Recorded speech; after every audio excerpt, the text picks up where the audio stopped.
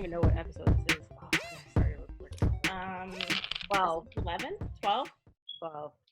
Because we had 13. All right, well, see, we're starting again. How we usually start all the time. We never know what episode number we're on. So, what's up, guys? We're back for another episode. This is episode 12. I definitely know it's 12. Yes? Yes. No confirmation? No, it's 12. Your guess is as good as mine. It's 12. I just looked it up. It's episode 12. So how are you guys doing? We're doing good. We're doing good. In there. Well, this episode is a super treat because we're talking about mental health amongst minorities. This episode is actually a fan requested episode. So yeah, I'm excited to dive into this. And then we brought on somebody amazing that we all know. We know her. She's watched us kind of grow. And just a huge supporter. And we're just excited to collaborate with her, Miss Dr. Jackie Candia. I'm so excited. Welcome. Thank you. I am so absolutely honored to be with you young ladies tonight. Extremely excited to get into conversation and concerns that we all have had and still have. So I'm happy to be here. Thank you for having me.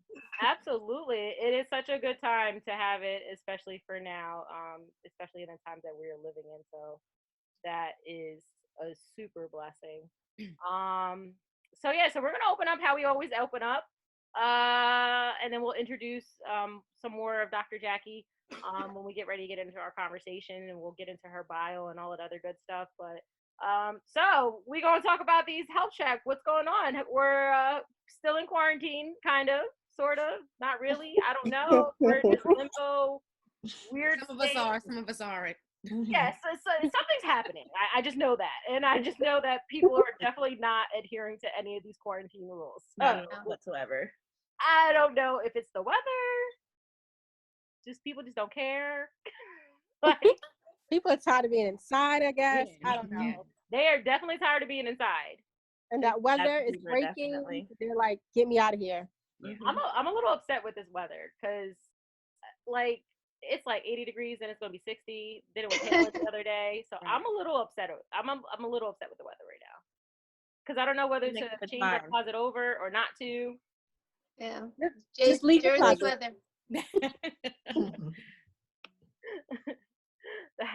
That's what this is. I don't know. So let's talk about. So I was explaining earlier that I really wanted to watch the versus battle because people were really. I don't know if they were as excited as anyone else, but I definitely fell asleep on it. I turned it off. I didn't even watch. She was just throw the whole thing away. Yeah, I just threw the whole thing away. I was like, all right, come on, let's get with it, and it wasn't coming. Nah, it wasn't hitting. Not at all. Really? I think that all those technical difficulties in the beginning was okay. It definitely turned a lot of people off. What is happening? But the end, I could say I was in and out, in, and then I was like, okay, out, in, again. And then when I came back in, it got a little pop in a little bit, and then I was like, okay, no. It wasn't doing What about you, Joy? I watched the commencement program, which was really good because I missed Obama in complete sentences. So that was awesome. See, I didn't even catch that because I fell asleep, so I'm upset about that. But I did watch on Netflix Michelle's Becoming documentary. Gosh, that was phenomenal. I couldn't start it. As soon as I started it, I started crying. I was like, I can't watch it yet. I can't watch it. I'm not ready yet. I would say the first 15 minutes, and I just went into tears. I'm going to cry this entire program. I'm not ready yet. It's really inspiring. I will say.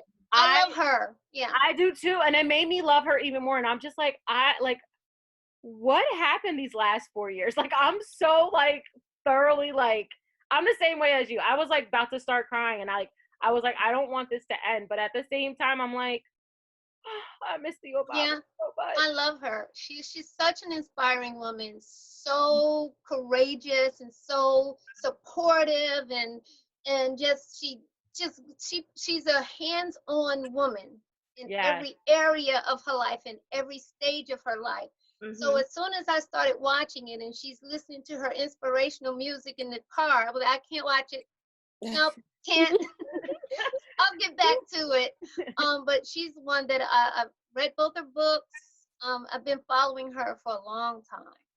Yeah, I was really, I guess you could say, like, I admired how, like, vulnerable she was, and, like, honest, and, like, in her experience of how she viewed the White House, and, like, how she even dealt with her kids in the White House, how she dealt with other people, how they made her feel. Like, I loved her candidness in that entire documentary. Like, I was like, you know, if I really had, like, the money like that, I would have definitely shelled out a couple $1,000s to go see her, like, live. I would have. I would have been like, forget it.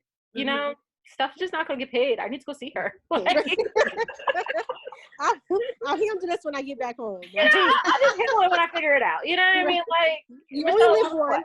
Go ahead and do it. Right. Yeah. It was so good. It was so good. I loved it. And then it happens to be some Turnip Twins birthdays recently.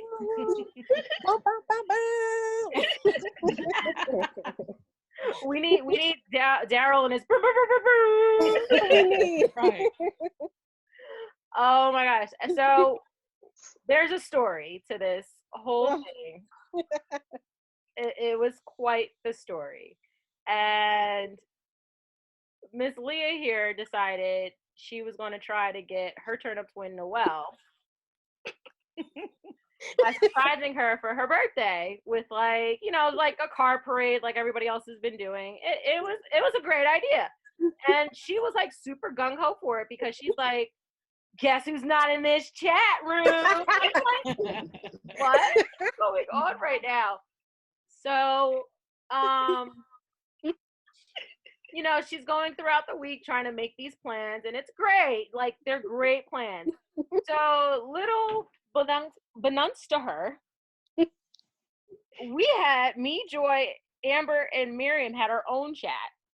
And Joy's like, you know, we're going to have to do this all over again on Friday. And I'm like, you're right, we are. We got to figure this out. So Amber's like, yeah, we're going to do this on the same day. Sounds like me.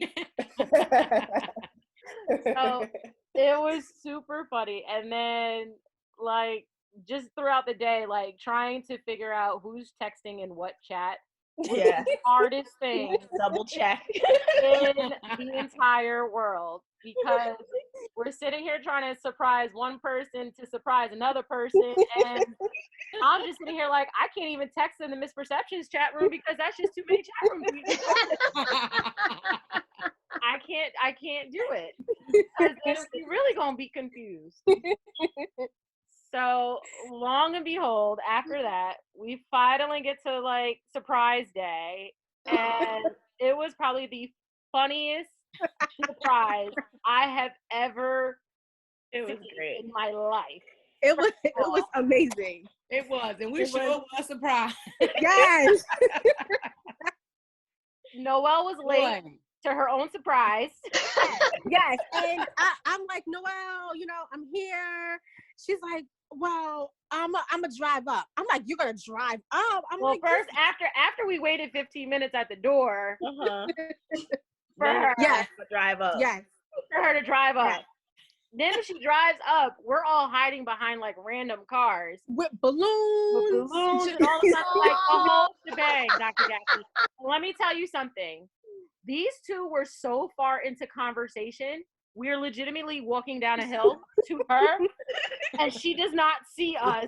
And when she does see us, she legitimately looks like she's about to have a heart attack, falls on her car, and, like, falls down. What is It it was- dramatic? Like, It was a classic. It was Sound like it. wonderful. I was very It was really confused. amazing. You guys are amazing. It was awesome. Yes, It really you was. guys are amazing. You got us good. You got us Very both good. Leah's like, oh, me too. I'm like, yeah, you too. Screams it all. Right. Right. Screams, tears, dances. We did it all. Meanwhile, we're in the parking lot. Yeah. And then even with us just being there, like outside in the parking lot, we're like, we don't want to leave, so let's go Right. record this, guys. Like, Missed you know what I each mean? other. Like, you know, just missing that like togetherness and Yeah. seeing each Oh. other weekly, not like virtually. It was nice, but It was beautiful. Quarantine style with the mask and all, gloves. Yes, Gloves. yes. girl, Safety first. we were adhering, except for me. I definitely did not have a mask on. I was Neither did I. I don't know who I think I am, but you know. But yeah, so it was beautiful, and I hope you guys had the happiest birthdays. We Oh, did. Thank you absolutely. guys. And it was Thank you. so much fun. Absolutely. That was amazing. I And hope, we had Joy's go ahead. amazing macaroons. I just got to put that out there. Oh my God. I just ate my last one today, Joy. Boy, you baked macaroons? Girl, Oh, wow. lucky day. Woo! So good. It was Wow. so good. You just eat it slow. Well, Amber with the dramatic like bites. I know. So Oh. I'm like, girl. I had to. Oh my god, that was hilarious. I thought They it was were amazing, Joy. Amazing. Certainly were. You're welcome. Welcome. It's Waiting about on the time. storefront. I'll be making some more. Yes. Yes. You can just drop them off on my porch. I'm just saying, or in the mailbox. Yes, wherever. I can want come to outside drive. with it.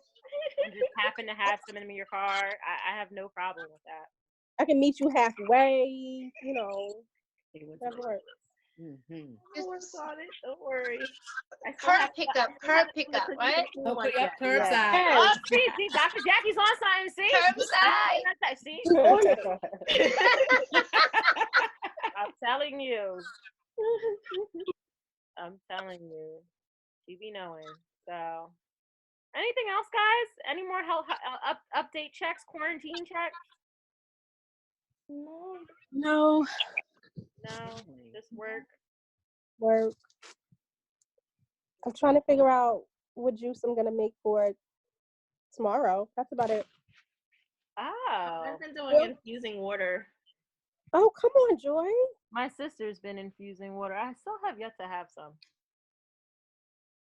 Oddly. How's your garden going, Amber? Fantastic. I have a new obsession. You have what? I have a new obsession. I replaced shopping in the mall with Home Depot. Buying flowers.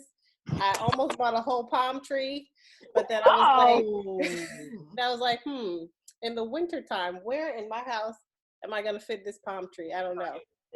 So that deterred Oh, me. it'll fit. I have one downstairs. I mean, it'll fit. And as you keep growing, mine's is actually in a recycled can now. No, so it'll fit. Oh, You'll get it in there. see? She's You'll feeding get it in there. Take it in and out. You get it. See? Amber, I got told it. I'll you be to going do to Home Depot tomorrow. Yeah. Oh, you don't know what you done started. Are you growing any vegetables and fruit? So I planted spearmint because I know it's good for mosquitoes to keep them away. Yeah. I just did sunflowers. I have all kinds of vegetable seeds that I didn't start yet, but that's next. Ooh. Plant Oh, therapy. good. There we go. My plant therapy.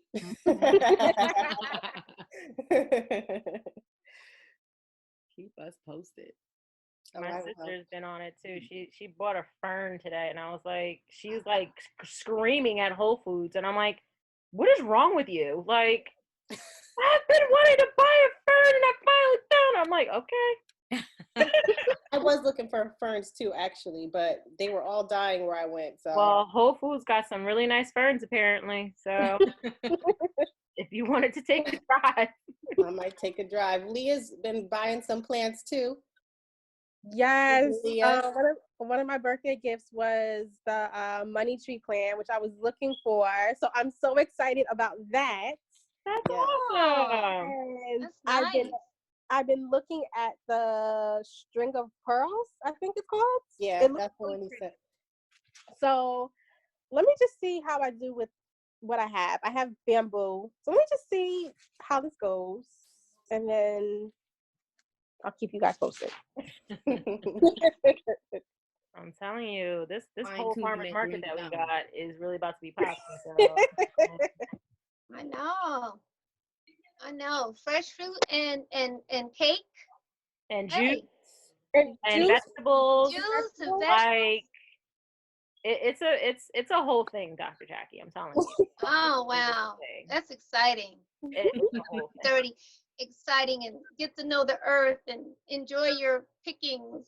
Yeah. I would love to see what this bunny tree looks like. I've heard of them, but I've never seen one. Oh, Dr. Jackie, when it's all over, if you stay on for a few, I will show you. Yes, please. All right, guys. Well, with that, we're gonna get to this episode. So this is going to be an interesting episode only because we're talking about mental health, especially amongst minorities, and I'm really excited about it because there's just going to be, I feel like there's going to be a lot of pockets that we're going to be talking about, and Dr. Jackie's definitely going to give her expertise in this area since she's worked in it for a very long time, and she's at this point she's an expert. So that's his high resident expert at this point. So Yeah. I'm excited. So I'm just gonna go over some points in his bio. So I might just read the whole thing. So To pick things out. so Dr. Candia, a mental health and intellectual disability professional for over 35 years, 12 of which were in forensics. She desires to assist women of all ages, ethnic backgrounds, economic structure, and to search within and rise above their broken past. Those who struggle with low self-esteem, low self-worth, and low self-image resulting from physical, sexual, mental, and emotional abuses. See, this is good already. You're gonna make me cry while I'm reading this. Dr. Candia was a teenage mother, married at 19 years of age, and divorced by 21. She raised her son alone with the help of extended family members and loving friends. Dr. Candia has overcome a lifetime of fear, bullying, homelessness, and multitudes of abuse tracing as far back as 5 years of age. Dr. Candia took her first college course at the age of 35 and earned her Associates of Arts degree in psychology, her Bachelor of Science Human Service degree in mental health and rehabilitation services, her Master's of Arts Human Services degree in marriage and family counseling, and her doctoral degree in human services with a concentration in multidiscipline human services. Her dissertation is on faith-based reentry programs for female ex-offenders, in addition to human services board certified professional and licensed in cosmetology. Oh, a girl, I didn't know that. A certificate in basic Bible knowledge and a New Jersey commissionary notary public. Commission notary public, sorry. She is scheduled to take her licenses professional counsel exam in June of 2020. Are you still doing that? Oh, that's awesome. I don't think it's gonna be in June though. We have to reschedule it. Probably around the end of the year. But yeah. Gotcha. Okay. Awesome. So Dr. Candia's desire is to have a positive impact on women, combining her personal, professional, educational, and spiritual experiences, and use them to inspire and encourage women in rising to their God-given potentials as she uses mentoring, counseling, instruction, and teaching as therapeutic tools for guidance while on their journeys towards self-empowerment. as they break the strongholds of destruction and despair and believe in their abilities to achieve personal goals while discovering their purpose. I'm so excited. This just made me even more excited. So welcome, Dr. Jackie, again. Thank you. Super honored to have you here and to even It's shed an light on. honor to be here. I'm excited. So so we're gonna jump right in. I know it's like Leah gets this serious look on her face every time you say this is gonna be serious. We're jumping in, and this serious look comes on her face, like oh. I feel like I'm going to cry this whole episode. I don't know why. I just feel it. I almost cried when you were like just describing how you felt about us. I don't know what's going on with me, so I'm just trying to hold it all in. Just trying to say That's okay. Later. Tears are healing. Tears are healing. So you can cry as much as you want. I cry all the time. Just not tonight. It took me a whole hour and a half to get this makeup on. So I will not tonight. But it's an honor to be here. As I said before, I have had the opportunity to interact with each and every one of you ladies individually and have been extremely encouraged by your strength, by who you are, just your individuality at different points. And again, the only thing that kept going through my mind is each and every one of you are unapologetically you. And I love it. I just love it. I love it. Trust me. If I can get as loose as you do. We love you too. Absolutely. Love you too. So we're gonna jump into this. Okay. So we decided to do mental health amongst minorities because a fan had asked about that, and we had talked about it briefly, and we were like, this will be a really good topic to cover, but let's do it in season 2.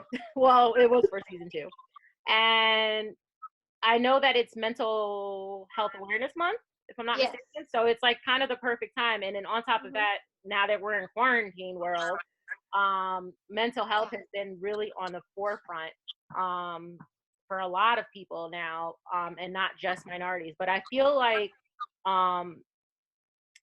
for minorities, I feel like it's just recently started, like within, I would say, the last like few years, to be something that was spoken about like outwardly, because I feel like there was always that stigma that therapy or any of that stuff is always like considered quote unquote a white thing to do. So can you expound on that? Do you see that shift? Now that's exactly right. Mental therapy or mental health help or therapy has always been seen as a white thing, and it is because it's a stigma amongst African Americans. With us African Americans or people of minorities, we were always taught whatever goes on in this house stays in this house. Yes.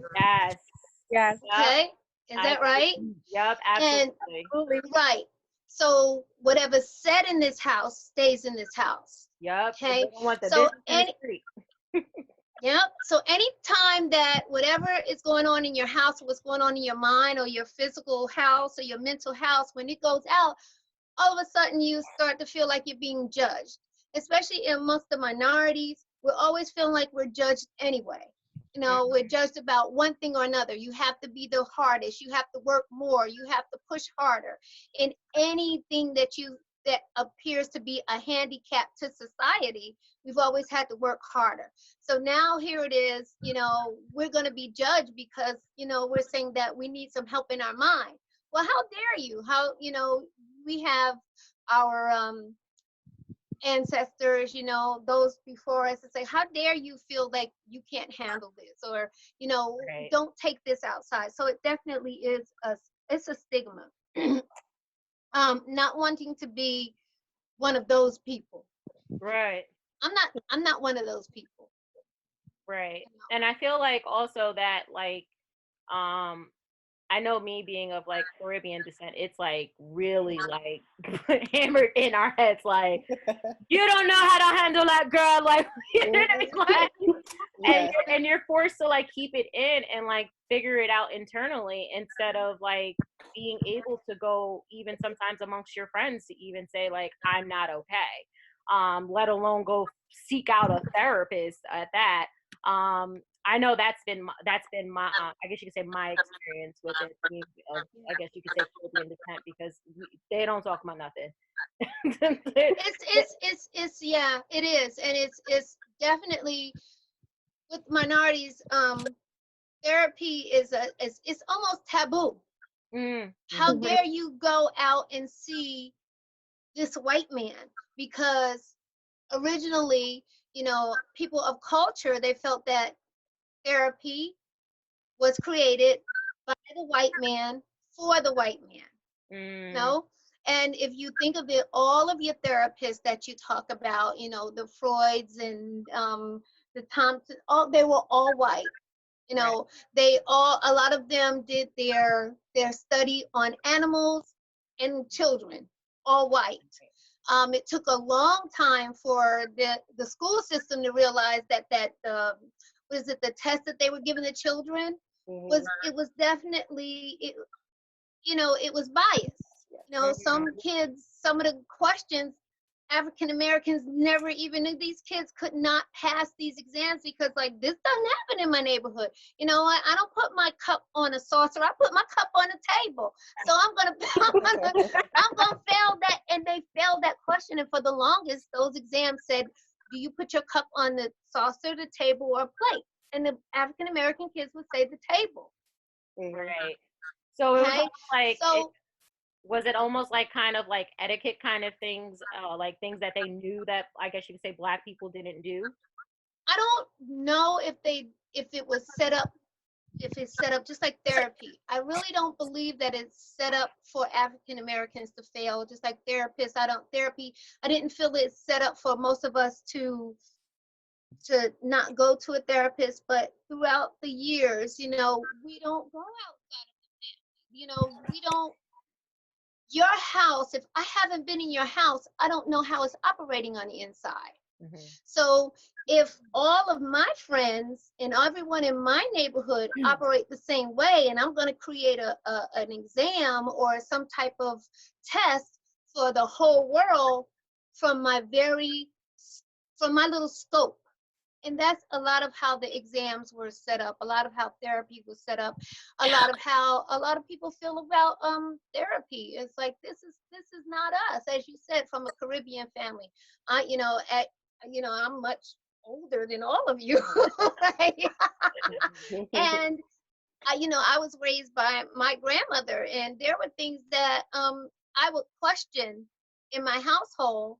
And it was like, no, for example, we right after I had my son at 17.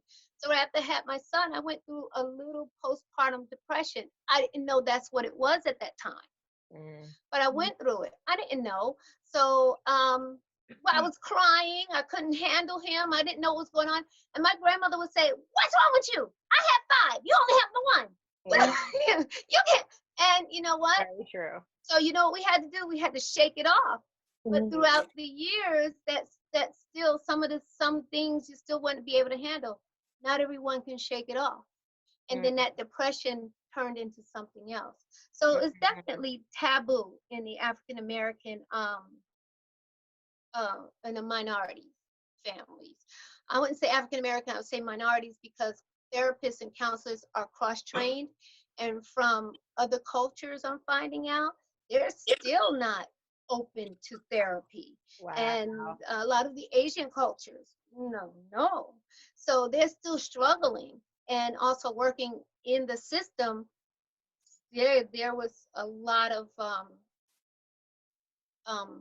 violence and self-destructive behaviors in a lot of cultures because they could not speak out or couldn't go take that information outside of the home, as we were taught. And also just the not having much knowledge about mental health.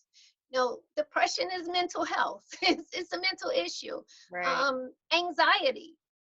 So, they say they have the good anxiety and the bad anxiety. Well, what about when the good anxiety turns to the bad anxiety and it keeps going? Mm. So I would say very little knowledge about mental health amongst the minorities is one of the reasons why no one really reached out to therapists. And you didn't see many therapists. You know how they say kids are saying now, a teacher that looks like me, a doctor that looks like me, a president that looks like me. You didn't see any therapists that look like me. Wow. No, That's very true. True. It's very true. yeah. How much do you think d- economic disparity also played into it as well? A huge amount. Economic disparity played a huge amount in how minorities went to therapy. When I first started working in the mental health field, I worked in what they call the institutions, and now they call them developmental centers and the developmental hospitals and mental hospitals. A lot of those who were sent away or put away, they were there because they could not afford the therapy. So they sent them and put them away into institutions, put their children in institutions, their young adults into institutions. They were institutionalized because they didn't understand it. Economically, can afford, minorities could not afford therapy. So that was the last thing on your mind, take an aspirin and go lay down and you'll be all right. Or just take a few days off of school and we'll be okay. It played a huge difference in who reached out, who received therapy and who didn't. Now the way we're going into integrated health, New Jersey is going into integrated, is starting to transition into integrated health. A lot of other states have already translated into integrated health. So when you go to your doctor now, one of the questions is, have you been depressed? Mhm. Are you feeling okay? They start asking more of the mental questions, and that doctor would automatically transition you over to a therapist. Correct, Miriam? She's shaking. Correct. Yeah. Yes, that's our other resident social mental health therapist as well. So Yes. it's definitely interesting to hear that perspective, especially with the economic disparity, because I feel like there's still an economic disparity even now, with mental health amongst minority groups are becoming very popular, because I feel like even though we're in a different time and everyone is seemingly doing better, I guess you can say there's been a morale against minorities. So, we need to get up there. We need to get in school. We need to graduate. We need to get these good jobs. We need to push ourselves. I feel like there's still that kind of stigma that it's okay, but at the same time, it's like, well, why do I have to pay that much to go to a therapist? You know what I mean? Or why do I have to pay that much to go and sit down and talk to somebody and talk about my problems when I can do it at home, or whatever the case may be. But I feel like people don't realize, it's so much more to that. But at the same time, they put that dollar sign as a reason why they don't get it. Yeah. Well, most people will put that dollar sign, that, well, I'm not going to go. I can't really afford that. I can't really afford that time. Well, that's anything, people are going to put their money into what they feel is most valuable. Okay. And a lot of people do not feel that it's valuable to go and sit and talk with a therapist. I think that was one of your questions that you sent me, the real purpose of therapists and your therapists, and how did mental health for minorities become popular? That's one of the questions you sent me. And minorities feel the freedom now, but one, like Joy said, economically, yes, that is one of the biggest reasons. But now your health insurance, and a lot of people don't know that your health insurance covers a certain amount of therapy sessions a year. A lot of people didn't know that. They didn't do that before. But because we're going into integrated health, you can always look on your insurance card, and they will say, okay, just like what is it, chiropractor. My insurance allowed me to see a chiropractor 6 times a year. Some of your insurances will allow you to see a therapist 6 to 10 times a year. And now it's covered. But again, and as far as what you were saying, Jessica, is how it's popular. I don't know if it's really popular. I still think it's also that stigma that you have. You're going to a therapist, but you still are trying to respect your family members. They're not saying, they're saying, you don't need this, or you don't need that. But think about it. A therapist will give you an unbiased statement or opinion about anything you're going through. When you're talking to your friend, it can easily turn. Soon as you hit a right button, that is, you know what? Yeah. Well, I was going through it. You know what? Me too. And all of a sudden, you are the one that's the therapist, right? Like, whereas it was like, and then it's like, wait a minute, that's not what I called you for. I called you because I really needed to talk to you about this. Yeah, okay, and they will listen. And they will hold your hand, and they will cry with you, and they'll put a towel on their shoulder, and they'll let you wet it up as well. But at the same time, they're going to give you an opinion. Mm-hmm. And as a friend, in order to keep their friend, sometimes they have to be very careful about how they give you that opinion. As a therapist, we want you to heal mentally.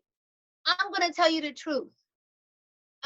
I don't know about what's going on here and what's going on there. And, yes, I am your friend, but I'm beyond a friend. Right. As far as, no, we're not going to hang out. We're not going to have fun or whatever. But, tell me what's going on. This is what a therapist does. Right. A therapist is going to take you beyond what your friend is going to say to you. Right. So that you can heal in that area of pain. That's good.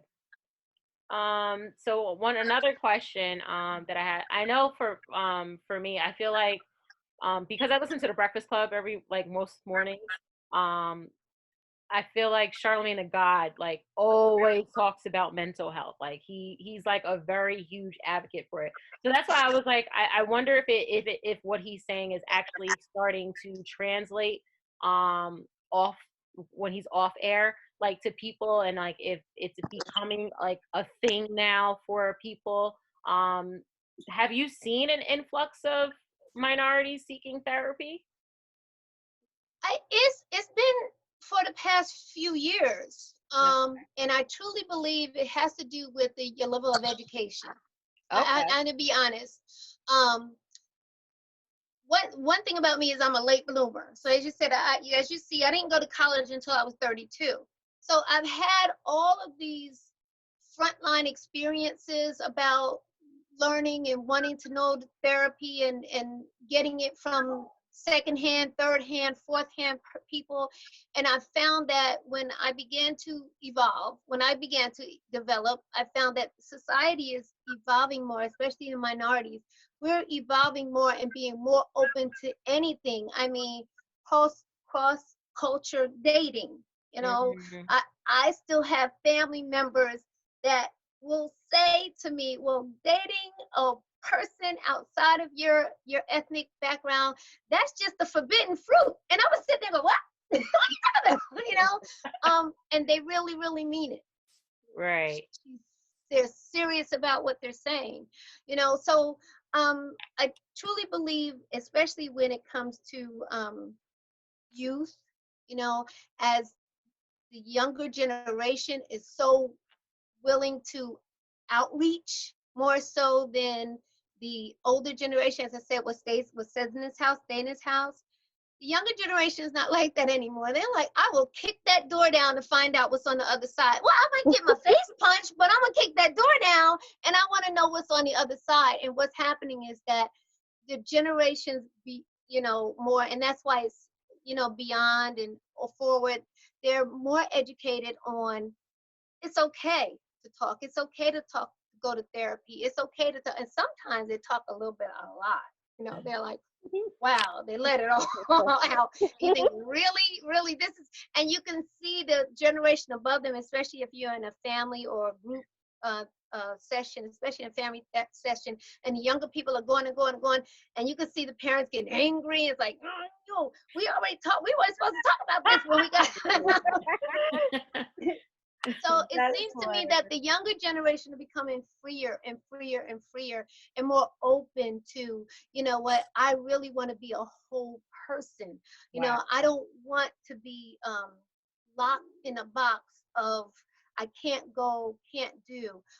So I do believe that, you know, answering the question that therapy and counseling is transitioning, you know, a little faster than it did when I was coming along or when I was in school.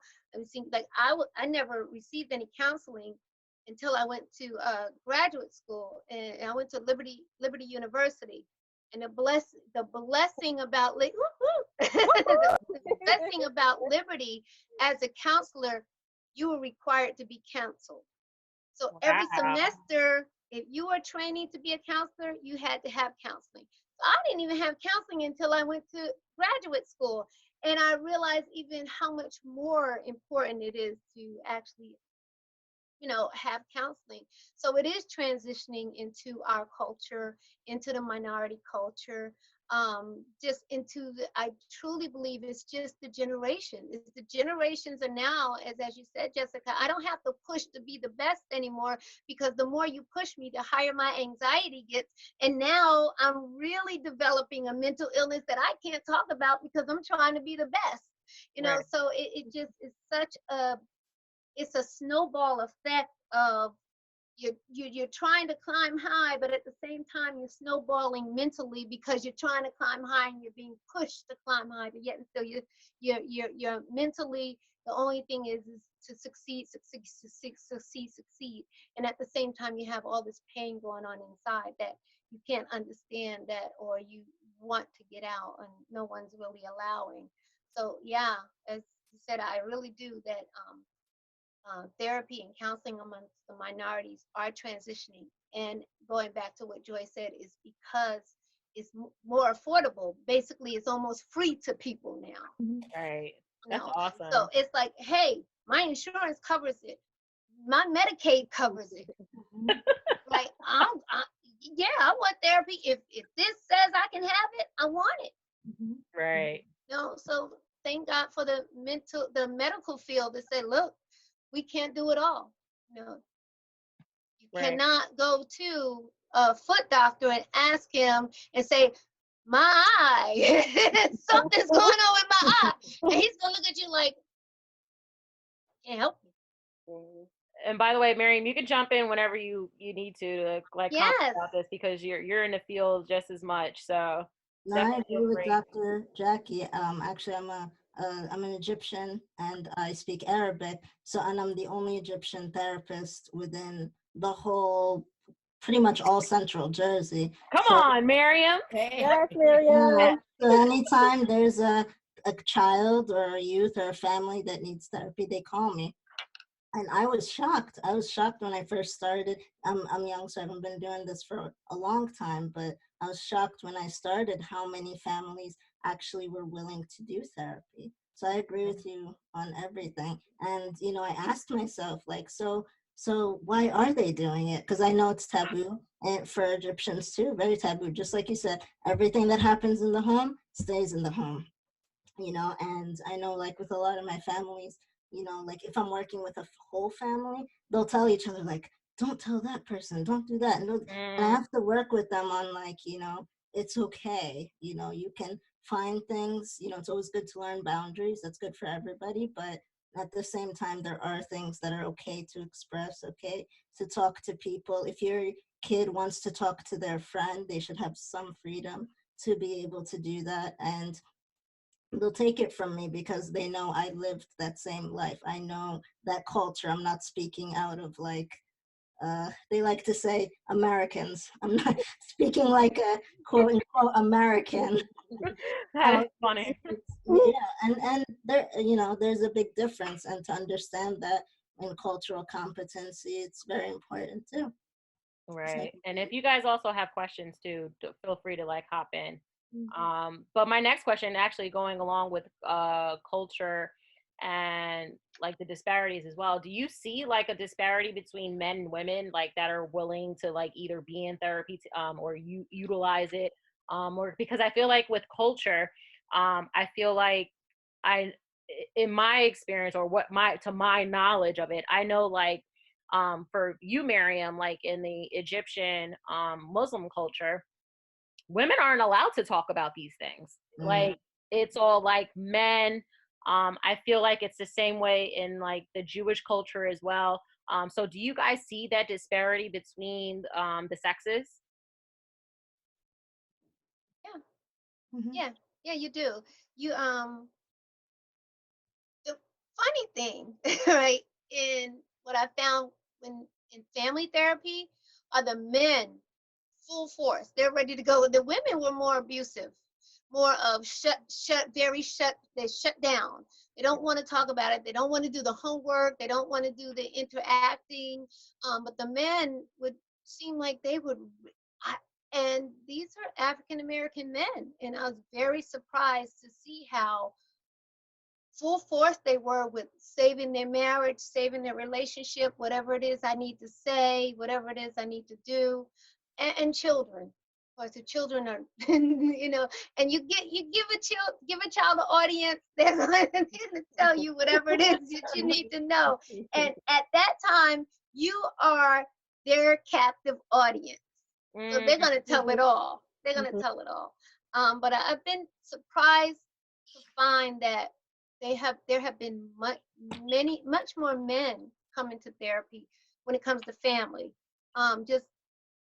Just therapy in itself, senior individual therapy. It's women, but the men, it seems like there's been an increase in men attending therapy. That's awesome to hear, though. Like as far as like the African American community goes, because I know for that, and there's always that disparity between them and then Black women, and it's like we have to be a certain way, a certain like take on the world kind of thing, allow the world to beat us up, have to be a certain way at home when we're in the salon where we're doing something, and then be another way like when we come home with our kids. So I know like having that kind of save the world mentality, it's not spoken about, but at the same time they give off the depiction of the angry Black woman that is like super famous for that because of, I guess you could say, the things that she has to deal with. So it kind of surprises me, but at the same time it kind of doesn't, because in a family dynamic I feel like I would assume that it would be more Black men that would do it, but I don't know about the women, because I feel like they have to, like, they carry the burden of the whole relationship on their back. So to me, it's like, you tired, so I'm not gonna talk. Yeah. African American women, especially in this country, have had to carry the load of the family on their back for generations and generations and generations. And I think I can't really answer for all, but I do know from my experiences personally, the women is like you said, I'm tired of talking. I don't want to talk. Look, I would say to my son, if the dishes were dirty, for example, and he would say, well, why didn't you ask me? It was like, if you see the need, then meet the need. Men don't think that way. We women do think that way. And what happens is that we turn into those octopuses because we see the need all around us. And we're trying to meet every need that we possibly can. We do that at home. We do that in our community. We do that at work. And we definitely do it in church. How many people and so many different ministries in church because there's a need. You have the skills to meet it. You run up in there and meet it. And if you're going to meet the need, everybody's going to be excited about it, but nobody realize that you're wearing yourself out. Right. So you have to know boundaries. You have to know when to put brakes on things. You have to know that, yeah, there may be a need that you could possibly meet, but is it necessary for you to meet that need? Someone else can meet that need. And is it such a heavy burden that no one else can do it but you? Then you get to the point where nobody else can do it but me. Nobody can do it right but me. I'm the only one that can do it right. And you know what? After a while, somebody was like, you do it. And then you're sitting at home crying because you drained. you know, right? They said I'm like, You're breathing right now. I'm sitting here like, oh, Right. oh, She touch about- my purse. She had my laptop recently. phone just tapped. No, but that's very true though, because like, you know, we don't realize, I guess you can say, the box that we put ourselves in sometimes, that we create ourselves. And we're sitting here and we're creating this box, but then we get mad that and not realizing that like yo, you're really creating that box yourself, not somebody else. It's because you have that mentality that you can do all, see all, and be all at the same time. Yeah. Totally get it. Yeah. Anybody want to add or expound or have any I questions? would say once you're in that box, right? Go out. Because this is me right now, Monday through Sunday. Once you're in that box and everybody's expecting you to do it all, but now you put yourself in a place where you can't speak up and say, I'm ready to kill somebody, because now it's like, well, how dare you be overwhelmed? You said, you showed, you've done X, Y, Z, you know, with grace. Little do they know you're screaming at your laptop all day long because now you're working from home, but you managed to get it done. So they're expecting you to perform at this crazy level. Mm-hmm. And the fact that it is driving you crazy, and you are, you know, you're getting ready to have perhaps an anxiety attack. Exactly. But you can't speak up, huh? Or a mental breakdown. Or a mental breakdown. You're just overwhelmed. Yeah. You're tired. You're drained. You are giving from an empty freaking vessel. Come on, Noelle. I'm just. You better preach this thing right here. Well, Right. So I'm saying, how do you give them back them smock? You know what I'm saying? Like, how do you say, I can't? You know, I do need to give some to Joe, give some to Jill, and Derek can have some too, without looking like you're weak or you're unable to fulfill the task. Good. Because I feel like sometimes in the work world, right, when you are you want to wave the white flag, they're waiting for you to say that you can't do it. They're waiting to say, I told you so, especially sometimes if you're Black, if you're female, and you know, you are vocal, you do speak up because, you know, you're educated and you can do so. They want to see you fail. So they're waiting for that moment, and perhaps they're overwhelming you for that very purpose, that they, you know, they feel like they want to break you down.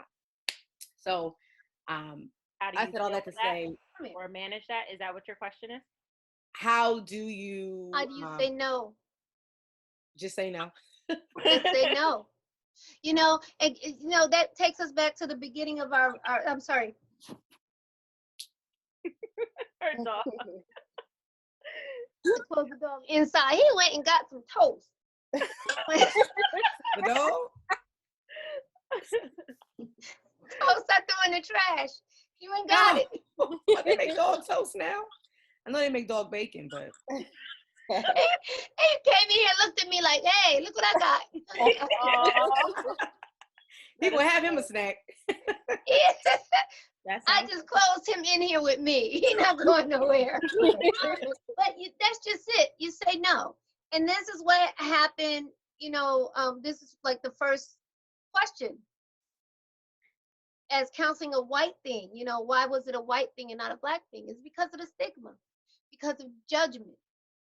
You know, you are afraid, most of us are, especially like you said, educated Black woman, know you can get the job done. You're afraid of judgment, and then you feel that you have to approve something to them. You don't have to. Like, are you getting paid any more or any less? Ooh, girl. That's a whole nother. Wow. Well,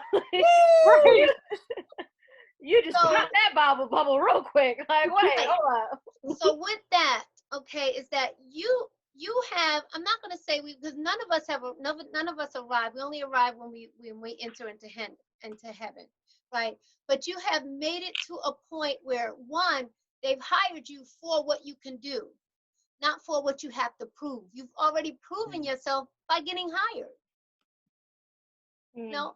So when you're bombarded with all of this work and the purpose and the cause and the activity, and you're right. I mean, I've been working for a long time, and I work with some really shady people. Yeah, you say it, shady, and they're waiting for you to fail. It's like, okay, ask for help. That's where your strength is. Your strength is not in your ability. Your strength is in your humility. That's good. That's real good. Go write that down. Right. So when you humble yourself to all of these people who have bombarded you with all of this work that could eventually cause you to break down mentally and physically, okay, somebody is going to be sitting in your chair when you're gone, right? You do not have to prove that you're above and beyond. You've already been proven. You've all been approved of in heaven. So all you have to do is say, you know what? I understand and I can get this done. I know I can get it done. And I thank you. I appreciate the fact that you believe in me this much. But what I would like and what I need is help. That's your strength. And also it'll strengthen your mind to let you see, and most people see and understand, just like that stigma, you know what? This is not mentally healthy. Overwhelming yourself is not mentally healthy. Trying to prove yourself to someone is not mentally healthy. What do you have on your plate? If you have so much on your plate that you can't recognize the color of the plate, you're never going to get anything done. Because as soon as you clean something off, you're going to find that there's more under it. And that's the same thing with mental health. When you're going through things and you've gone through something and you have been stressed, and that's the Amber took a big laugh. Yeah, no, I feel all of this because this is me too. 100%. I know some of it stems from the past, being hurt in the past and feeling like I failed. So I always push myself, and I realized I was pushing myself too much, that I was getting anxiety and I was tired and I wasn't focused. So you really have to be mentally, you have to know how to stop and reset. And that's what I'm learning. That's something that I've been learning for a while. I've never gone to counseling or anything, but I know that is something that I deal with 100%. So I feel that, Noelle, too. Definitely. And you said something, Amber, that's important. You said knowing that you failed. Well, it was at the point I felt like it was a failure. I know now that it was a learning process, but at that point, feeling like I failed and I did not succeed in what I was doing pushed me to work harder, which I've gotten out of. 10 years later, I could see all of the growth that I've had, but I know that I was still somehow working in that, operating in that. And I realized that. So I'm like, okay, no, I got to cut it off. I'm not working to prove anything. I've already made it. I don't have to keep looking, when you said cleaning, looking for new things. So I think that is 100% me. I find something, I succeed, and then I find a new thing to fix. It's like a moving, boundary. I got here, let's move this up a little bit more. I know how much I can handle. And then it's like the same thing like you said, where you're like, you're piling your plate to the point where you don't even know the color of it. I know for me, I do that a lot. I'm just a busybody. Like, I can't sit down. And then when I do sit down, it's like, I should be doing something. Yeah, that's why do I have this much free time? Like, this 15 minutes is too much. Like, I could be doing something.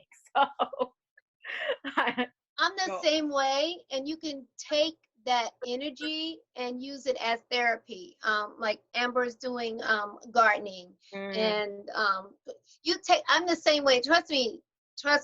Right? I have paint since we've been in this quarantine. The whole downstairs have gotten painted. I've redid some floorboards, and I'm sitting going, okay, I could be doing something. Okay, I could be doing something. And that's most goal-oriented people, and most of us are goal-oriented people. You want to manage every second of the day. And what happens is when you do that, you really become mentally drained. And when that time comes where you just can't take it anymore, it's almost like this total breakdown in you. And it's only because you're going and going and going. You have to take that time. And that's also therapy. That's part of therapy. Some forms of therapy teach you how to meditate. Stop and meditate. Forms of therapy teach you how to, if you're high up, and that therapist will go up there with you and come right back down to a level, a good baseline. If you're way down, then that therapist will go down with you and they'll bring you back up to a baseline. And that's called dialectic behavior therapy. So you can do it. It's very easy to do and to get into. Nothing wrong with it. Like this is therapy for a lot of us, right? But when it ends, where do we go from there? Right? Where do we go from there? Hanging out with your girlfriends is therapy. But where do we go from there?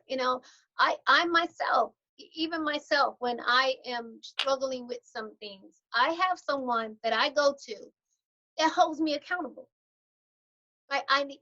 And she's not going to say to me, I would love it if she told me that everybody is wrong and I'm always right. Right. But she doesn't. And also she's a woman of God. So sometimes she'll say, I got to get back to you on that one. And when she does, I've already come up with the answer, or she'll say, what's the answer? And she said, you know what? At the time you came to me, you weren't going to be able to accept my answer. But with a therapist, if you go to a friend and they're going to give you an answer that you don't want to hear, it could cause a problem in a friendship. But when you go to a therapist and they give you an answer, you're going to accept it whether you wanted to hear it or not, because one, you're paying your money or your insurance is paying, and here it is. Again, back to what Joyce's question was, economically, that, it's available now for everyone. So now that therapy is available for everyone, take that time to listen. Right. And it's funny you said, like, the different types of therapy is like how people, I guess you can say, maintain, I guess you can say that sanity level where like you're okay for now or whatever the case may be. So like you were mentioning plant therapy, painting, kind of not like being a busybody around the house, but like, doing things that are going to keep your mind kind of in balance and at ease. So I wanted to say, like, that one of the points was like mental health is part of self-care. So I feel like you saying that some therapists are teaching people how to meditate. I know for me personally, I like to write. Like if I am in like that high or low state, my therapist taught me, like, you're a really good writer. You've been writing all the time. But I think you should write more.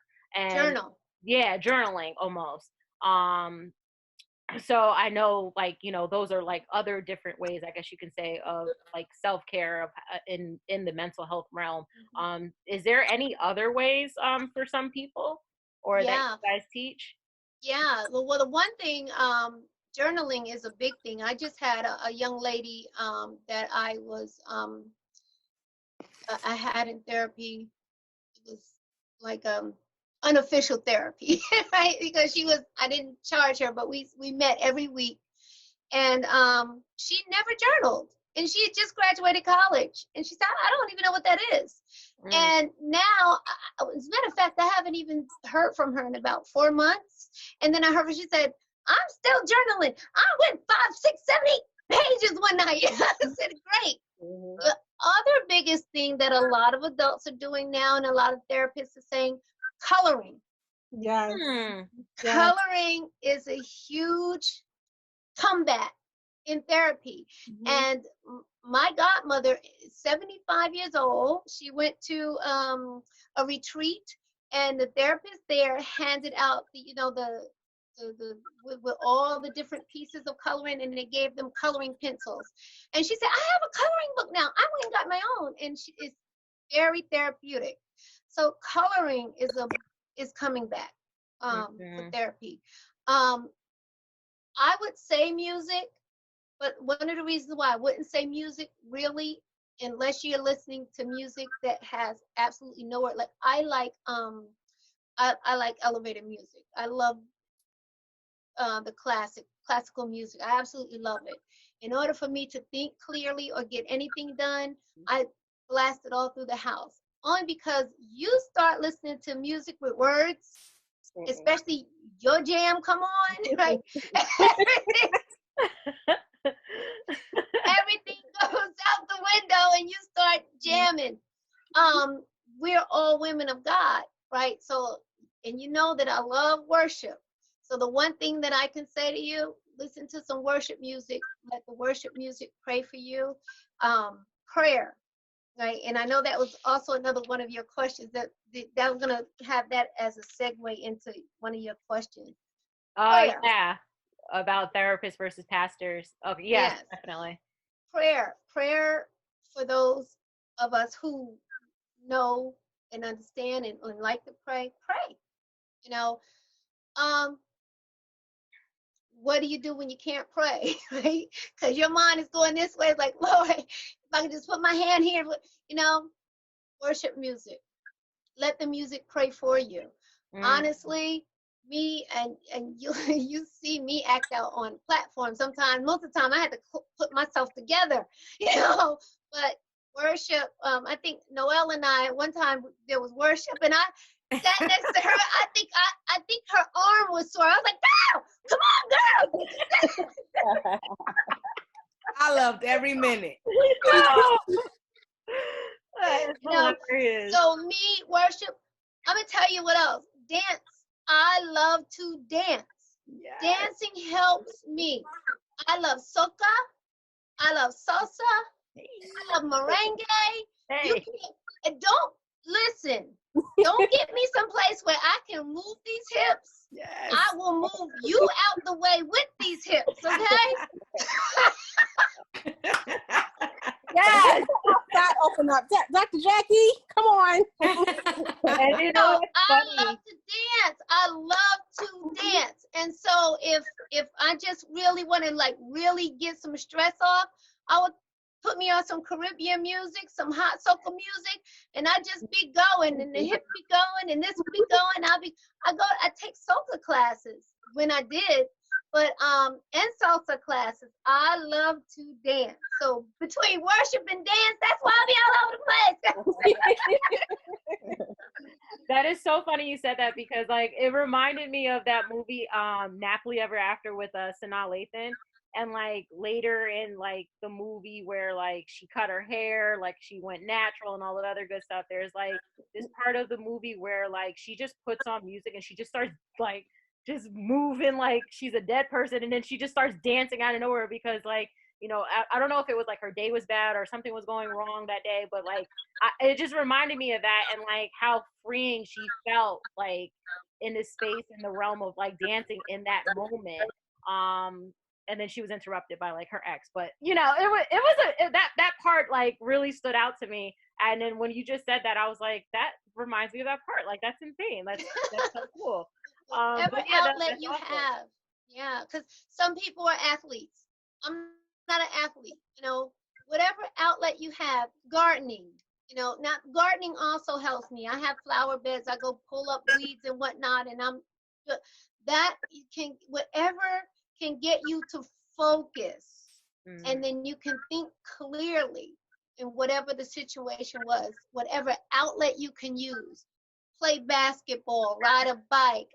Don't, you know, I really would recommend getting in the car behind the wheel if you're stressing out. No, I really wouldn't. But if a ride, you know, I have a convertible, you know, so taking a ride to the beach is the best thing for me, to clear my head. I put the top down and I'm fine. But when I can't go any place, I put on my soca music and you can't tell me nothing. That is amazing. That is awesome. And I know some people like try to like walk it out, run it out, exercise. Some people did like karate or kickboxing. So yeah, I love this list. Like I hope some people out here get into some of these hobbies and activities to help get these levels. It works. Right. It works. Yes. But I did want to get into the whole therapist versus pastor things, but I think before that, I wanted to go into saying we touched on it a little bit about talking to somebody is okay. Like talking to a therapist is okay. Like you don't have to be ashamed. You don't have to feel like you're going to be judged or like you know everything and that you don't need help. Or that you feel like you're handling it as best as you can, and that's all there is to it. So I did want to definitely say that just to like sum up that part, because therapy is good. I know I've seen a therapist. I love my therapist, so I definitely know, like, I'm a big person to say, like, I think you should go talk to somebody, or I think you should talk to somebody. So anybody else has had that experience or anything like that? I would say, because my background was really art, so, at my hardest moment in life, I created a series of artwork that changed my life. So you never know what is going to inspire you to move forward and get all those feelings and emotions out that you have in your mind.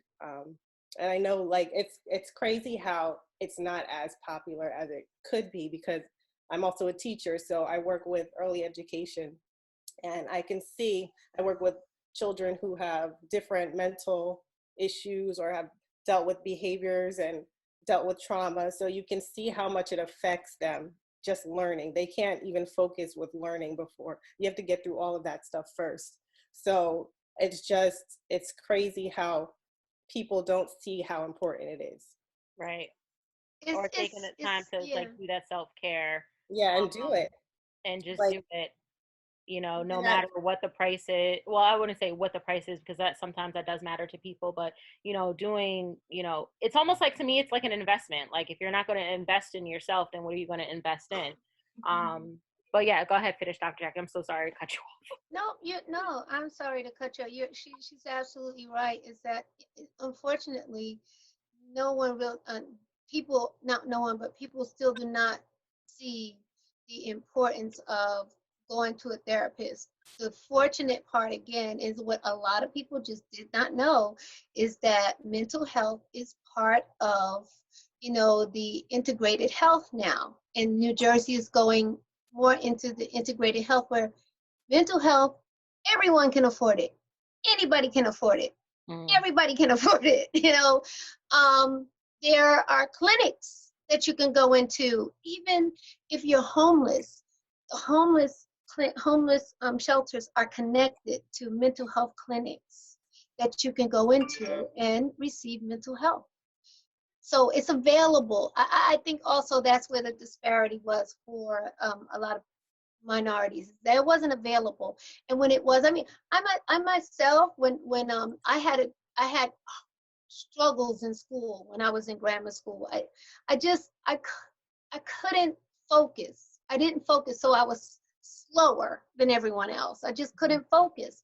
And I wish I could meet this man, see this man, but the my high school counselor, guidance counselor, told my mother that I will never be able to keep up in college. So guess what though? Because he was the counselor, the therapist, and the white man, my mother did not encourage me to go to college. She did encourage me to get a trade, which is why I'm a licensed beautician. But I don't work in a shop because I always desired to go to, my whole desire was to go to college.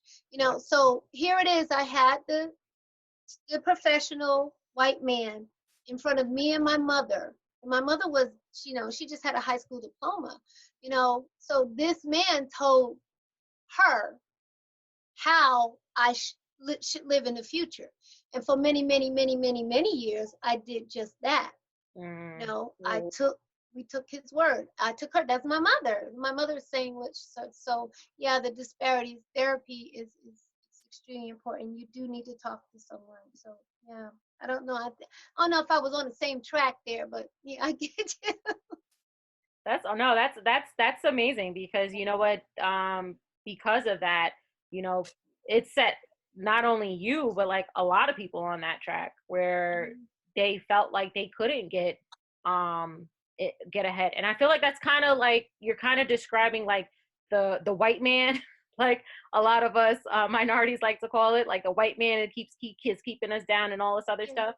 And I feel like that's like kind of similar to of what you're talking about. And then it took the will of the people or the person to really get them out of that stronghold of that dynamic of thinking like whatever he says goes, and that's just the end of my life. Like that's what my future holds. But yeah, no, I'm glad you said that. That's amazing. So I do want to one thing about that. Oh yeah, go ahead, Amber. One thing about that is I think it's also important, like as somebody, especially if you're an educator or somebody in a school system, like sometimes the kids that may stand out because they're having a hard time or struggling more are the ones that need more love. So being able to connect to them in a different level will change everything for them. So I think that's an important thing with your story about how you felt in school, that educators and people in these areas really have to be sensitive to it. I know that's a big thing now, like emotional health and social emotional learning in schools. So yeah, important. Absolutely.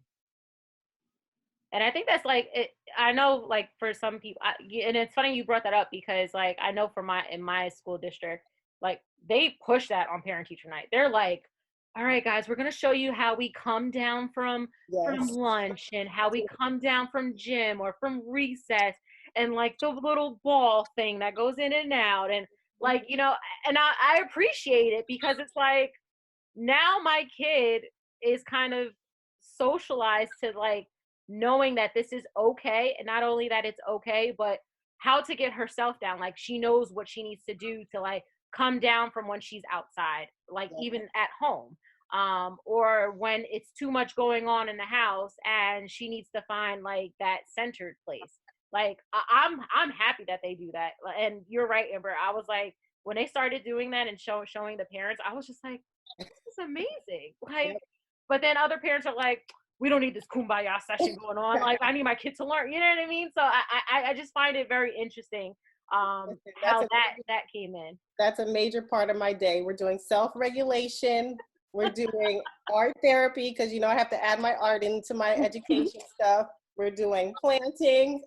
We're doing everything. And We're about to have her a whole bunch of farmers. Why? I know, right? I needed a teacher like you. Farmers market class.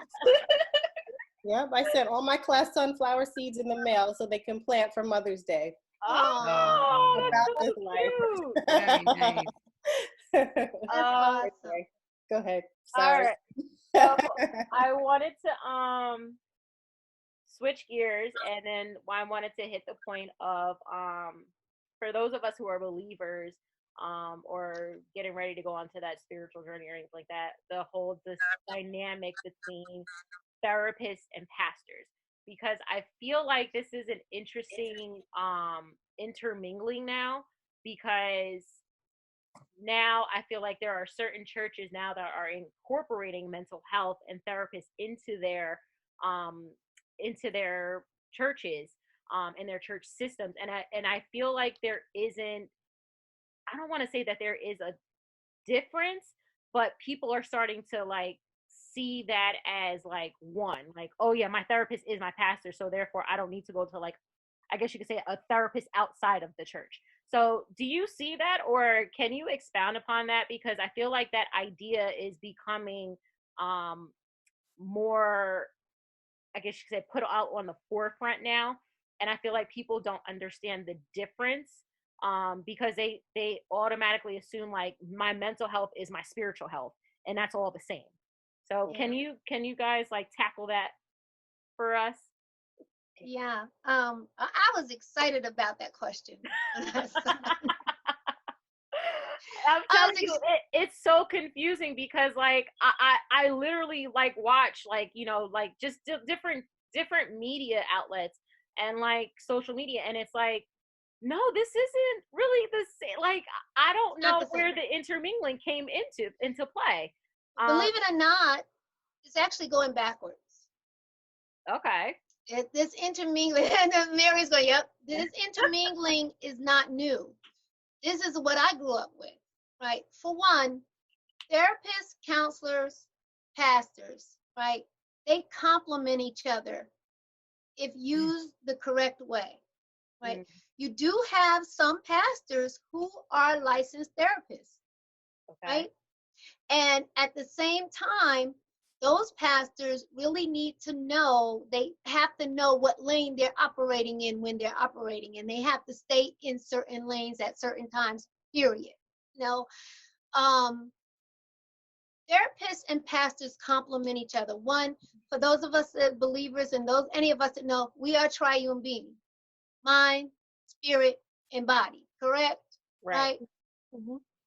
We have MDs, physical doctors, specialists that all take care of the body, right? Our pastors focus on the spiritual us. Your therapists are focusing on the psychological you, right?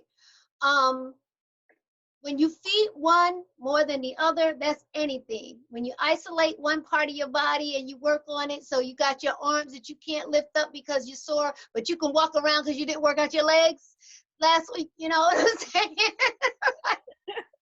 It's the same thing. It's really the same thing.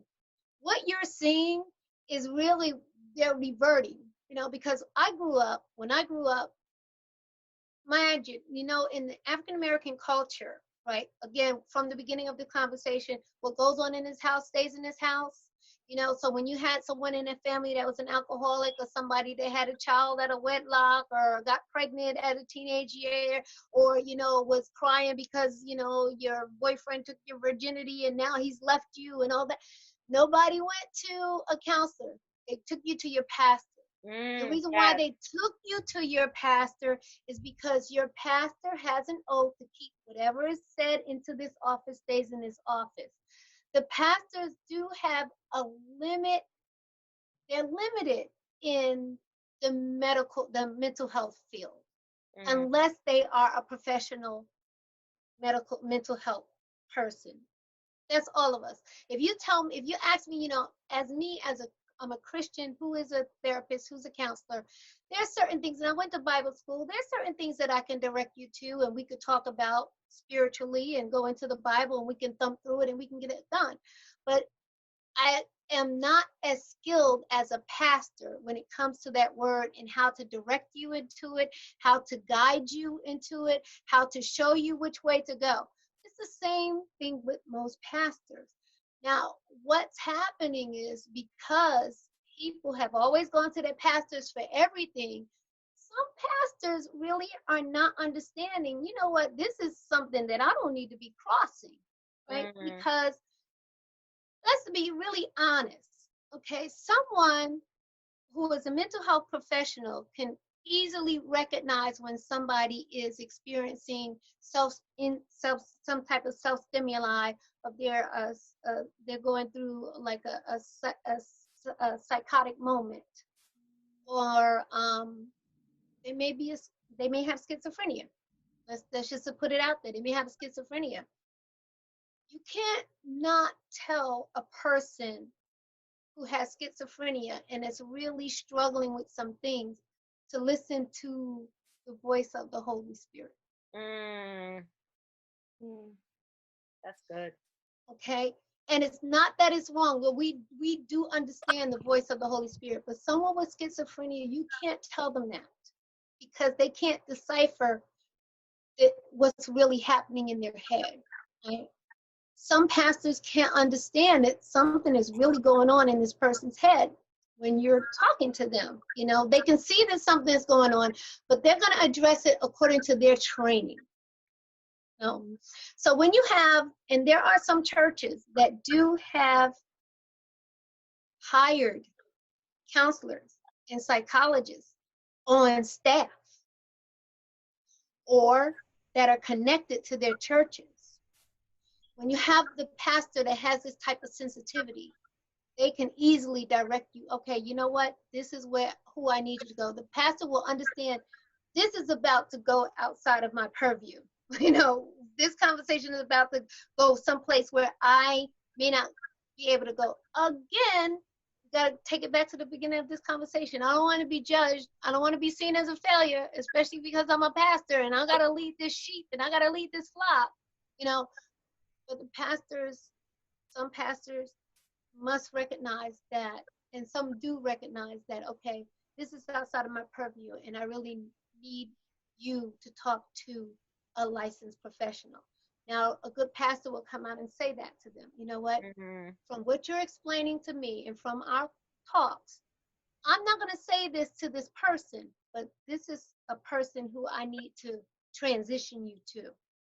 Right. Therapists, right, basically know that. I'm going to be honest with you. They're not going to try to give you, like, they're not going to give you a Bible and say, here, this is what I need you to study these verses here and get back to me tomorrow. They know this. That's very true, though. That's real. Okay? They know this. They know, you know, their lane. All right? Now, when I was working in my bio, you heard forensics. So basically, what I was for 12 years, I was a counselor and teacher in Ann Klein Forensics Center. Ann Klein Forensics Center is the only state hospital in the state of New Jersey, and it's that houses mentally ill criminals. So most of them mentally ill, and they have criminal backgrounds, murders, rapists, you know, serial killers. You know, so I worked there for 12 years. I can tell you that when I would run some of my classes, some of my programs, I had one of one of the patients. He was going off like mad. He was throwing up tables, and you know, I'm standing in the corner, and the officer's standing beside me. I always had an officer. He was going off. He's stripping off his clothes. He's screaming. He's cursing everybody out. He ran over to me and he put his hand on the table, and I just stood there. He said, "I can't touch you because you're a woman of God." Then he went and he started flipping over tables. I know. Deep knows deep. They know you.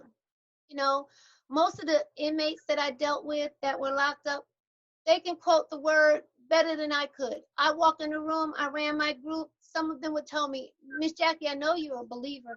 I said, "No, I know you're a believer. I know you are. Can you pray for such and such?" Then I would have to call a chaplain in because why? Because I knew my lane. I couldn't they would say, "Miss Jackie, can you get me a Bible?" No, I can't, but I can tell the chaplain. And so the chaplain of the prison would go and say, "Okay, and get them a Bible." Now I could have easily walked right on into the storage closet and got him one, but that wasn't my lane. Therapists know their lane, you know, but it's really good when you have a therapist who's a believer, because the spirit and the love of Christ comes through when they're giving you therapy. They're still following, you know, the guidelines of the mental health and, you know, of issues, and also the ethical codes. When again, like I said, went into Liberty, and what I loved about Liberty is not only did I have to know the American counseling codes, but there's also a Christian counseling code that a lot of people don't know that exists. Wow. You know, so I was like, it's wonderful when you have a counselor who is a believer, because they will start to recognize that I think sometimes that counselor also can recognize the difference real quicker, faster. It's like, okay, you just need to pray. This is what you need to do. You just need to pray, and you'll be all right with this one. This is what a pastor is going to tell you, right? But a pastor may not be able to. Not saying that they can't, but they may not be able to recognize that you need a little bit more. And some pastors are really good at recognizing and then shifting you and transitioning you. Some pastors that I have seen is like they forget that there's still a man and a woman, right? And they still have limitations.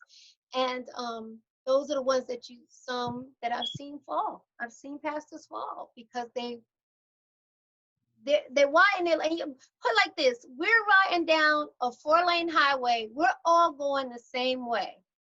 All right. There's going to be times when I'm going to have to yield to you so that you can get in my lane or go past my lane. But there's times when pastors and therapists are actually traveling in the same lane together. But at one point or another, there is a separation. And a lot of pastors are learning now to understand that and to incorporate mental health therapists into their teachings. They'll throw something out there, or they'll do a little bit more research and study, more educating. I do know that the state of New Jersey, that we do have a clerical, the correctionals, they do have a clerical office, and this office often they transition the inmates from when they're transitioning inmates from prison. They will have the faith-based pastors that come in if they have programs to talk to them and see if they can help them with the programs. Now, these pastors are actually trained by therapists, by correction officers, to be able to recognize just the basics, And a lot of pastors want to know. A lot of pastors want that training, and it's free to them. And all they have to do is just bring the ego down a little bit. Bring it down a little bit and say, you know what, this is not my purview. I'm going to transition you. You're still the pastor. You're working on that spirit and keeping that spirit strong and connected to God. Your therapist we're working on that mind and keeping that mind strong. All you need is a personal trainer in the church now. You have everybody. You have that triune being. I was gonna say, so you a one-stop shop. No, that's awesome. Marion, did you have anything to add to that? Yeah, I completely agree with you, Dr. Jackie. There's definitely, everybody's just gotta stay in their lane. Definitely, pastors are amazing counselors. My pastors are amazing counselors and have helped me greatly. But there is a limit, like with serious mental health illnesses, that they should be referred to a therapist, definitely. And also too, like, people are still learning how to open up and how to trust someone else with their emotions and with the things going on in their lives. And although a pastor is a wonderful place to start, definitely getting some counseling. But if you're dealing with like years of trauma and worried about judgment and all these different things, maybe going to a therapist is a good help, because ethically, you cannot see a therapist outside of your sessions. And if you do, at least for LSWs and LCSWs, you have to pretend like you don't know them, just for their own, ethical safety in your own. And that's something that really helps people to know that they're safe. People need to be able to know that they're safe. Not to say that a pastor is not safe. I'm not saying that at all, but just sometimes it's depending on what your what you want to work on. It would be good for everybody to just know, like, okay, maybe this is good or maybe this is good, like what it is, because that could it could stunt someone's growth if they're not getting the right help, or if they don't feel safe, and if they're scared that they're going to be judged by those who they have to see so much, because we do see our pastors and our like everybody at church more than just Sunday, you know, ministry and all that. So we have to know who we're trusting, and we trust our pastors, but we want them to feel comfortable too, and to be able to help us. And if that's something they can't do, then it's up to them, one, to guide us in the right direction and maybe say this is it, and also to, like, just to say, you know, I can't handle what it is you're going through, and I want you to get the best care. That's good. I'm glad you said that, because I was going to say it doesn't take away from them being your pastor. And I'm glad for the differentiation between, you know, mind, body, and soul, and who's really qualified, I guess you can say, to handle which. And I'm loving that, because I know it gave me clarity as to what the difference is between, because like I said, it can be very easily jumbled. And in thinking that, like I said, that your pastor is a one-stop shop, you get everything from your pastor. But that's not really the case. And, you know, I love the fact that you said that it's, pastors have to understand that their limitations, and then referring those people in the same thing, where, you know, where therapists have to, it's almost like a scratching each other's back kind of thing.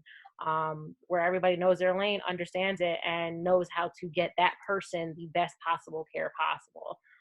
So that's amazing in itself for you guys. Do any of you girls have questions or comments towards what was just discussed? When I saw that question, it reminded me of, have you seen Taraji P. Henson?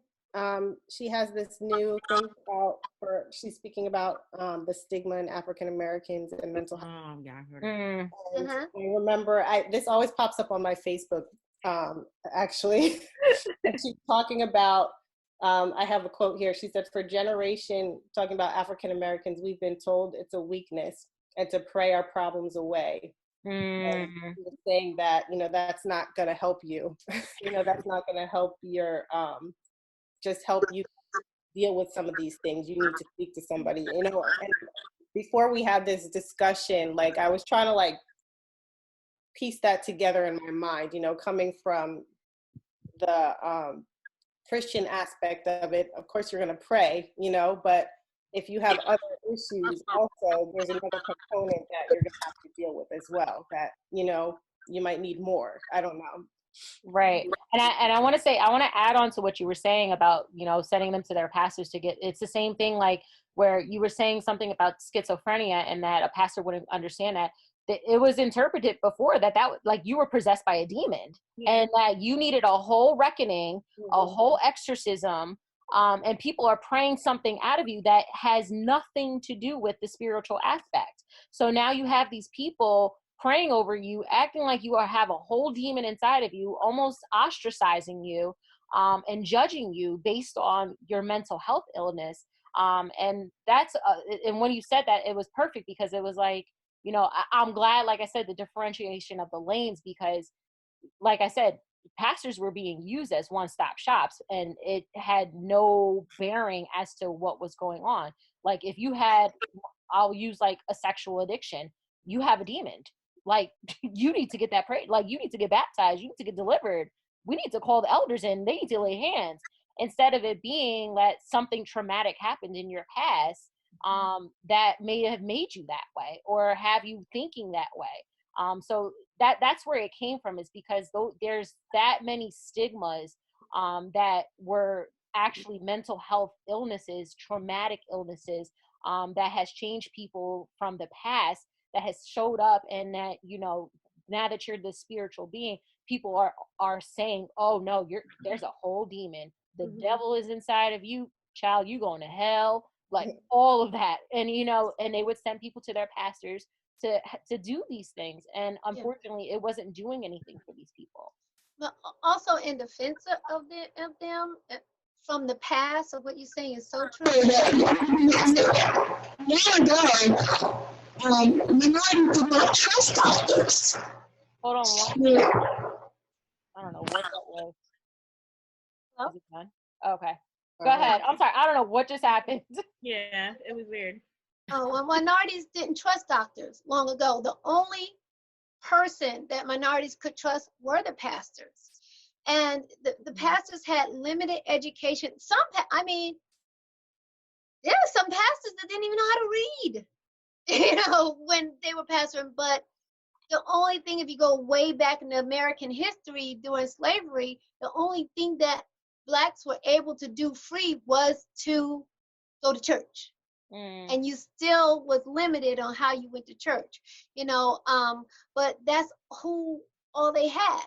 The pastors were the one-stop shop. And as you were saying, you see that they're meshing all that together again. They're really reverting again. They're reverting back to what they were. So you had these, you had people of color, you had minorities. They will only go to their pastors for advice. Even now, just recently, I saw a beautiful young mixed couple on YouTube, and they had some decisions that they needed to make. And they went to a shaman, a wise woman, a wise man, almost, so they still didn't go to therapy. They didn't go to couple therapy. They didn't go to family therapy. They went to the spirit man. So people are still doing this. They're still doing, this is like, we're going to the spiritual person because they have an insight on the spirit world, in which they do. They have an insight on the spirit world, and they can tap into the spirit world and tell me how to fix this. Right. So that was one of the reasons why the pastors were the one-stop shop. And also, again, we didn't have many therapists that looked like me, to go to.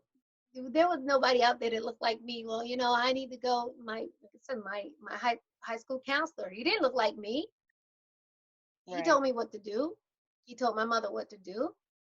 We trusted him because he had more education and he was in a position to do that. So same thing with the pastors. People go to pastors for everything.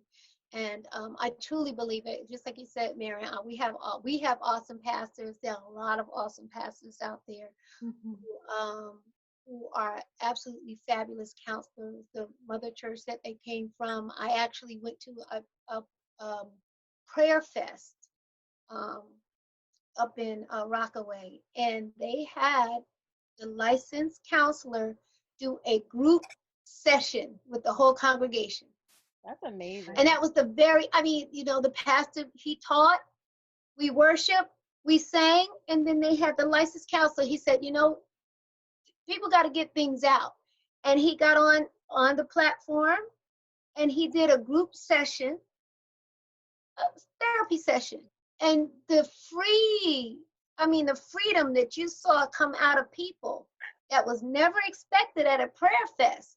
But the fact that the pastor was wise enough to know that there's an area in these people that I am not able to reach. So I have to bring in someone else. And he did. And the freedom, you can see the breaking. You can see the freeing. And it was awesome. So there's a lot of pastors that understand that, they do have a lane. And actually, he just said it. He said, that's not my lane. That takes a lot. That takes a lot within itself.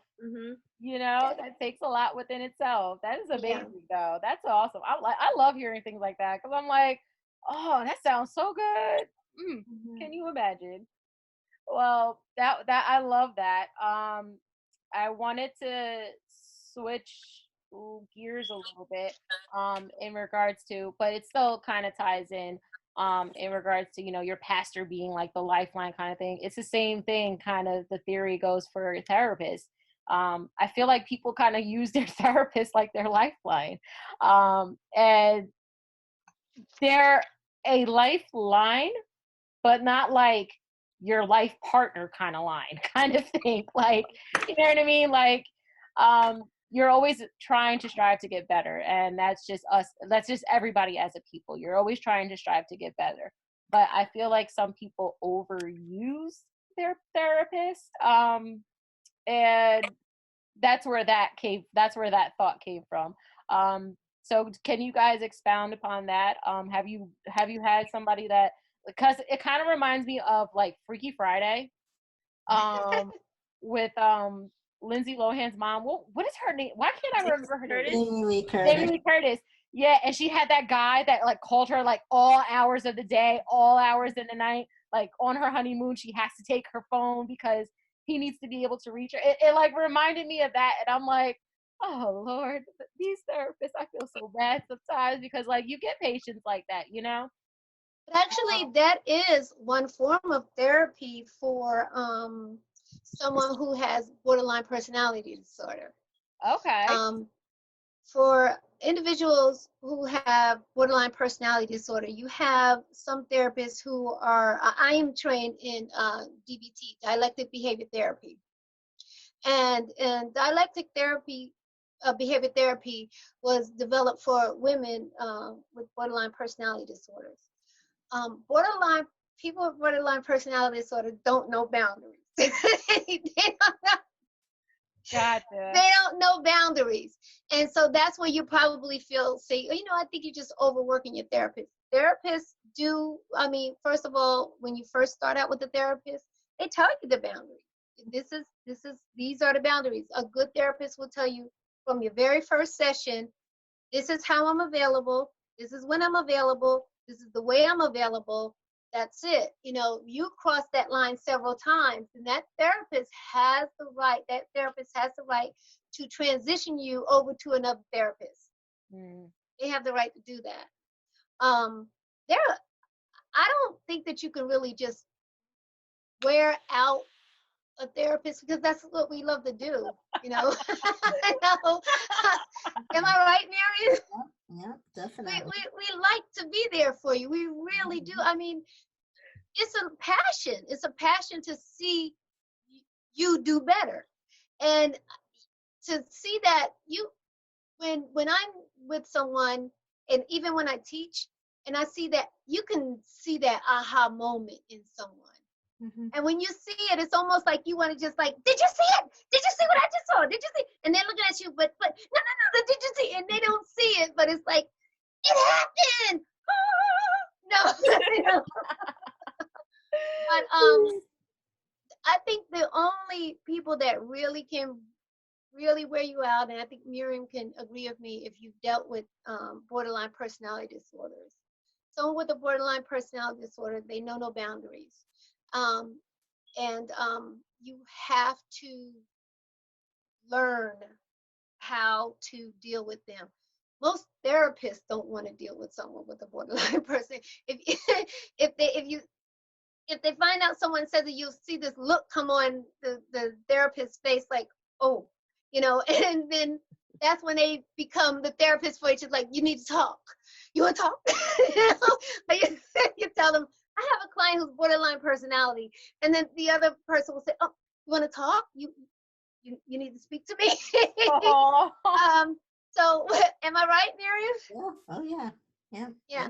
So we're there for each other, and also we do have there's code of ethics that we have when we speak to each other about our clients, but we always have other therapists that we can go to when we have clients that are extra challenging, or clients that we feel that we just can't help. Then we call in our colleagues and say, this is what's going on, and I've been with them for that amount of long time, and I don't think I'm helping. Help me help this person. So we have lifelines. Yeah.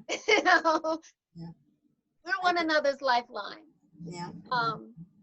But mainly, I think it's the type of therapist you are. We want you to reach out to us. We want you to call us. We want you to pull on us. Because if you don't, then who will you?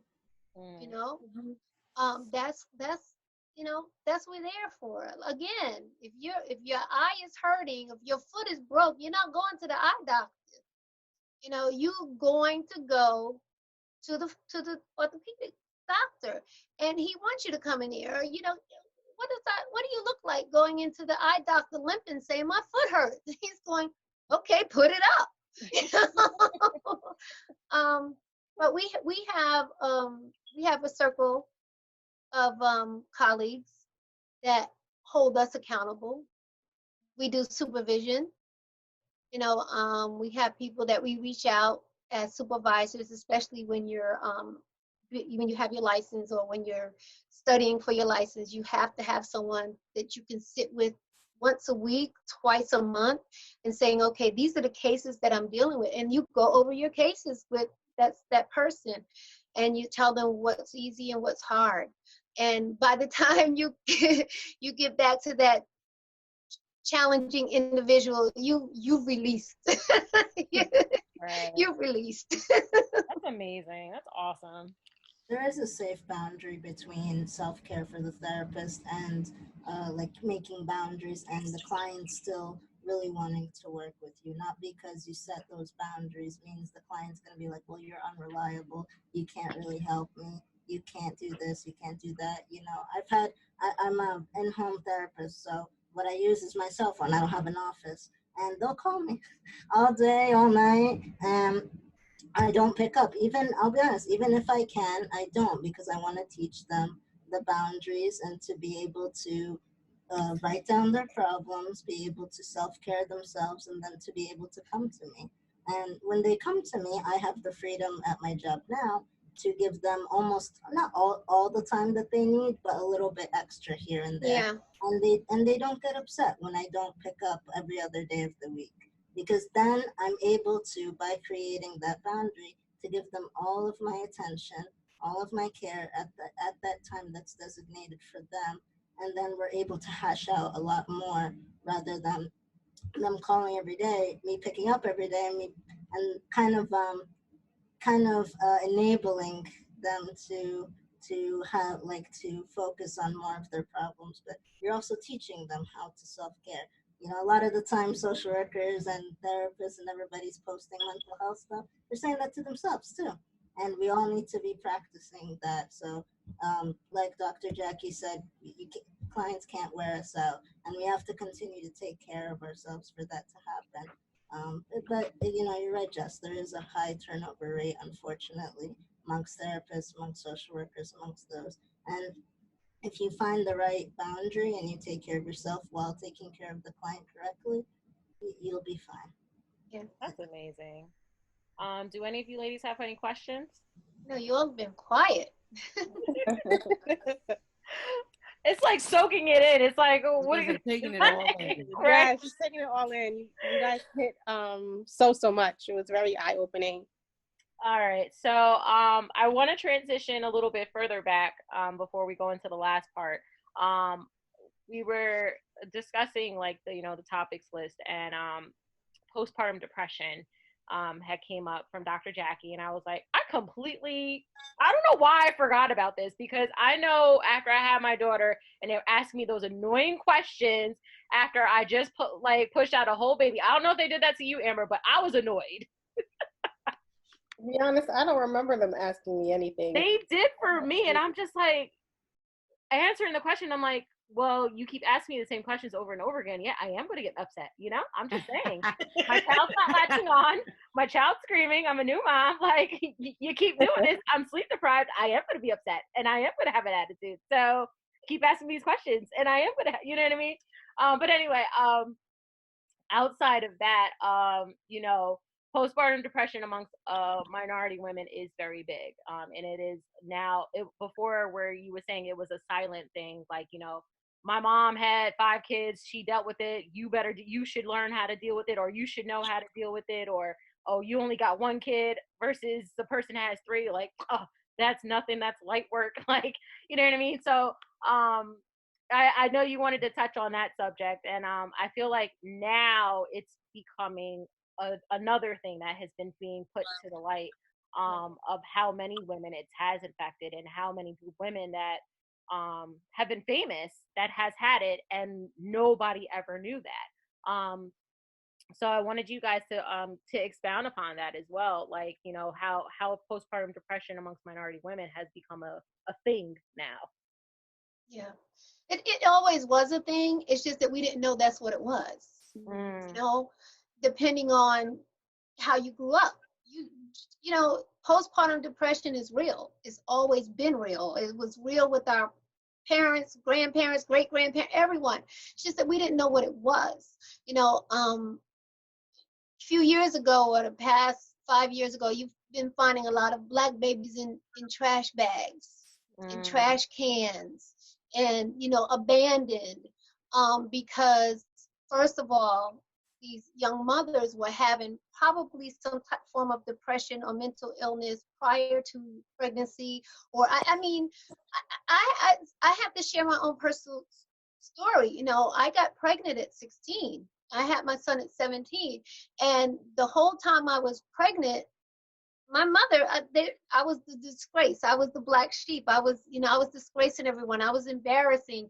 I couldn't wear maternity clothes. I never had a baby shower. I had the worst pregnancy ever, and I was depressed my entire pregnancy. I was depressed. I was told, we're going to steal your baby. You'll never see it. All sorts of things that I was told. So my son and I are very close. I mean, we're very close, because I was afraid that he was going to be taken. So once I had him and I was living at home in my house, and so here it is, he would cry and I couldn't handle it, or, I just couldn't do anything right for anyone, or he would cry in one room and I'd go in another, and and that's what I went through. Or I would just start crying and being upset, and that's what I went through. And I found myself just looking at my child and really wanting to just pick him up. I felt like I wanted to pick him up and throw him. That's postpartum depression. I didn't. I never harmed my child. But these are the things that are going on in minority families, women. And now with us being free and speaking about any type of mental illness, it's starting to be free to speak about the postpartum depression and how hard it is to really get yourself. I mean, you're looking at your body. It's not the way it used to be, or you can't, certain things are bothering you, and it is so much going on. And postpartum is part of a depression that some women never shake out of. So now you have these women who have had postpartum depression that transitions into probably just depression, and then major depression. And so now you have these children, all right, you have a lot of children in foster care who are growing up in foster care because their mother has not been able to transition from postpartum to, out of postpartum just into regular depression, alcoholism, drug use. All of that will come in. This is called self-medicating. All this will happen. So the reason why I wanted to touch on postpartum, for those of us who have had children, those of us that are looking to have children, to know that this is real and it's okay. You're going to go through it. I'm going to be honest. Not one mother that didn't have a child didn't go through it. It just didn't. Some of it was worse than others, but some have gone through it. If it was a day or so, but it happens. And to recognize these signs, recognize the signs of not wanting to bond with your child, crying why you don't know, crying and have no idea why you're crying, not even wanting to dress or get dressed or take a shower, or eating or not eating, or they go through it. Go through it. And these are signs that also, if you have friends that are pregnant or just had a baby or whatever, they may say something. They may say, I just can't do this right now. And you know what? At that moment, they can't. And that's when you step in and say, you know what? Let me take the baby, or let me take you out, or something like that. It's something that we have to make sure that we give the women that comfort that they need during that time.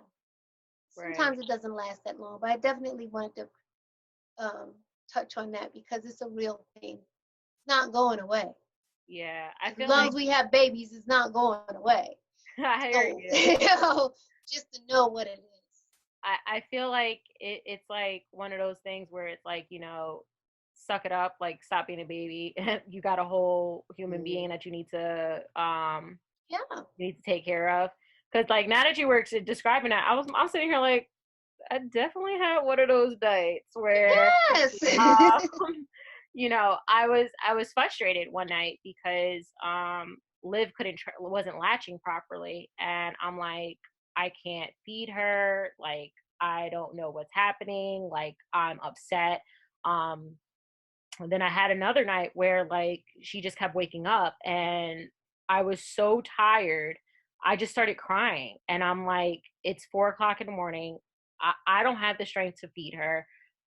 I said I can't. And my mom had came in, and she's just like, just pump, and I'll take her into the other room. You try to get some sleep. Like I was like, I felt so defeated. I was just like, like, I don't know if I can do this for like the next couple months. Like, you want to give up right there. Yeah, seriously. Up now. and it was really hard. And now that you're saying that, and I'm sitting here thinking that that's just like normal. That's just what women go through. That's what having a newborn is. And you're telling me that, I'm like, oh, there's been a couple that's like that. I don't know about this. So, and it's interesting that you said that, especially you were saying like it could be for a day, it could be for a week, it could be, from time to time. But like you said, it's interesting because, like I said, I never viewed it that way. So now that you put it into that perspective of that realm, it's like, oh, well, yeah, that is a real thing. Like, it's like reality hits you right then and there. So I know for me, in my personal experience, then yeah, I did experience some type of postpartum depression. Yeah. Well, I'm glad that you were able to be open to talk about that, especially we still do have teenage mothers, they have their own show now. They have their own reality show, right. Teen Mom and all this other stuff. But it's real. Yeah. It's real, and it's still yet another area of mental health. Right. That we need to reach out to. And if you know a therapist, reach out to that as well, to them as well. Right. Anybody else have anything to add to that? You ladies are quiet. I don't remember per se having anything with postpartum depression. Like, you have your days that are up and down. And I think sometimes maybe you might have had it and you put it off as I had an up and down day. You know what I mean? Mm-hmm. But I know that I did deal with some, just a lot of emotions having to do with having a child and having a child out of wedlock and having a child and feeling like I didn't fulfill, the things that I was supposed to be fulfilling. So I feel like in some type of way that part of it affected me a lot. And I had to really dig deep and, maybe I should have gone to therapists back then to deal with some of those things that I was dealing with at the time, because I remember just like feeling like I would be so upset and distraught and crying, and then I would, in public, you would never know. Right. It's like that's postpartum. They'll come over and it's like lights, camera, action, ready. Here we go. Get it together. Yeah, nobody would know. I would come out the room smiling and laughing and joking, and nobody would ever know. Right. That you had a full-on mental breakdown in your room. Yeah. I hear you. That's what it is. That's exactly what it is. And it's like, no, I didn't, because you started out, was like, I don't remember having it. And then when you've been explaining it, it's like, wait a minute. Maybe I did. So, and you can't also, I heard you said maybe you should have, you can't go back to the shoulda, coulda, wouldas. My grandmother used to say, you can't go back to the shoulda, coulda, wouldas. Doesn't matter. You survived it. Mm-hmm. But now you can recognize it. Right. And you have friends. Right. And family members, and you recognize that. It's like, I see that.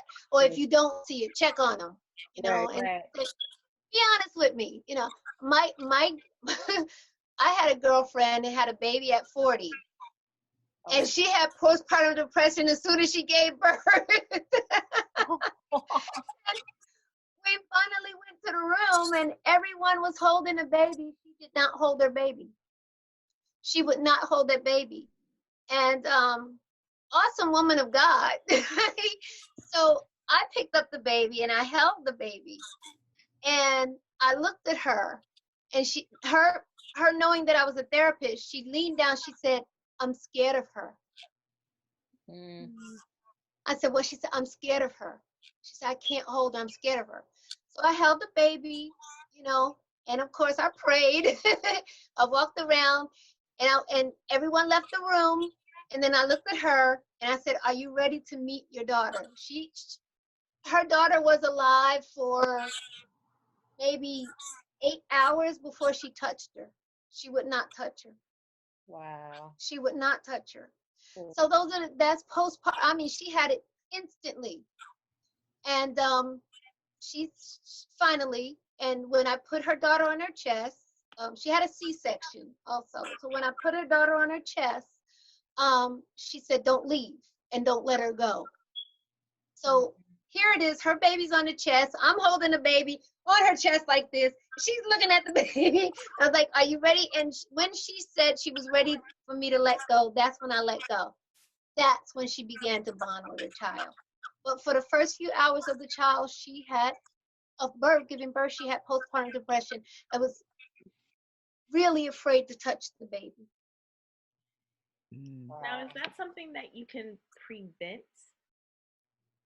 No. You know what? Maybe we should research that. I've never heard of anybody preventing it. Maybe if you're healthy, or maybe if you talk about it while you're pregnant or before you're pregnant. I had a sad, like I said, I had a sad pregnancy. So I think that's why I went through it. You know, Right. my girlfriend at 40, first of all, she was single, and the stress of it is like, I'm having a baby at 40. You know? So right then, and she was depressed her entire pregnancy as well. So I don't know, maybe just being healthy, mentally healthy, talking about things that could happen and what you want to do or who you want beside you if it might happen, or a safe person. Maybe it may be something that you can prevent if you, I believe just talking about it and addressing it before it could possibly happen or something like that.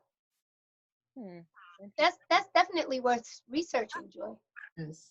Now, what is the time frame? Like, what is the time frame of saying I have postpartum depression? Could it be like sort like 1, 2 years old? Like, is there a time frame that you would say, or it's I don't think it is. I've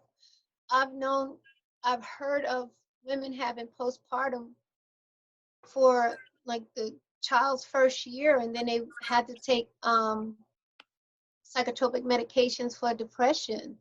It went straight. So it went from postpartum into a deeper depression, a different type of depression. So I really don't think that postpartum lasts for a very long time, but I do believe that it can transition into another type of depression if not addressed. That's good. That's good. And our next episode, we're actually going to be talking about infertility in women. So I think that's it's like a perfect segue into our next episode next week. But you did bring up a segue into our next topic, which is, how do we find a therapist? What is the qualifications? What do we need to do to find a therapist? Okay, Miriam, I'm gonna let you start with that one. Tag team, yes. All right, so it depends on a lot of things. So there's, first thing you could do is look at your insurance. What insurance could you have? If you go on your insurance website, you just it tells you what therapists will be covered. So that's one way. If your insurance does not cover too many, or if you need it to be free, if you don't have insurance, there are definitely different organizations, depending maybe on if you depending on like maybe like for example, there's a lot of organizations that help with domestic violence and sexual assault, and homelessness, like Dr. Jackie was talking about, and they'll give free therapy there. There are clinics that will give therapy for free.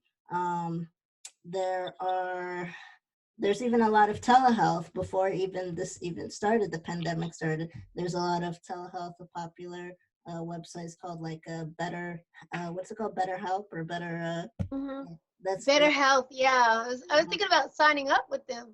yeah. It's a great opportunity to do that. But there's so many different ways. Look at your county. Every county has many different services too. There's like Catholic charities. There's so many different things. Yeah, you're absolutely right. There's exactly ditto. Ditto, exactly what she said. And then you have the right to interview the therapist. You sit and talk with the therapist and see if it's a good fit. You want somebody that you're going to be free to talk to and feel freedom. Understand that we're all cross-trained. However, most people are going to be comfortable with their own. They're going to feel that you can understand them a little bit better. So it is what it is. That's the reality of it.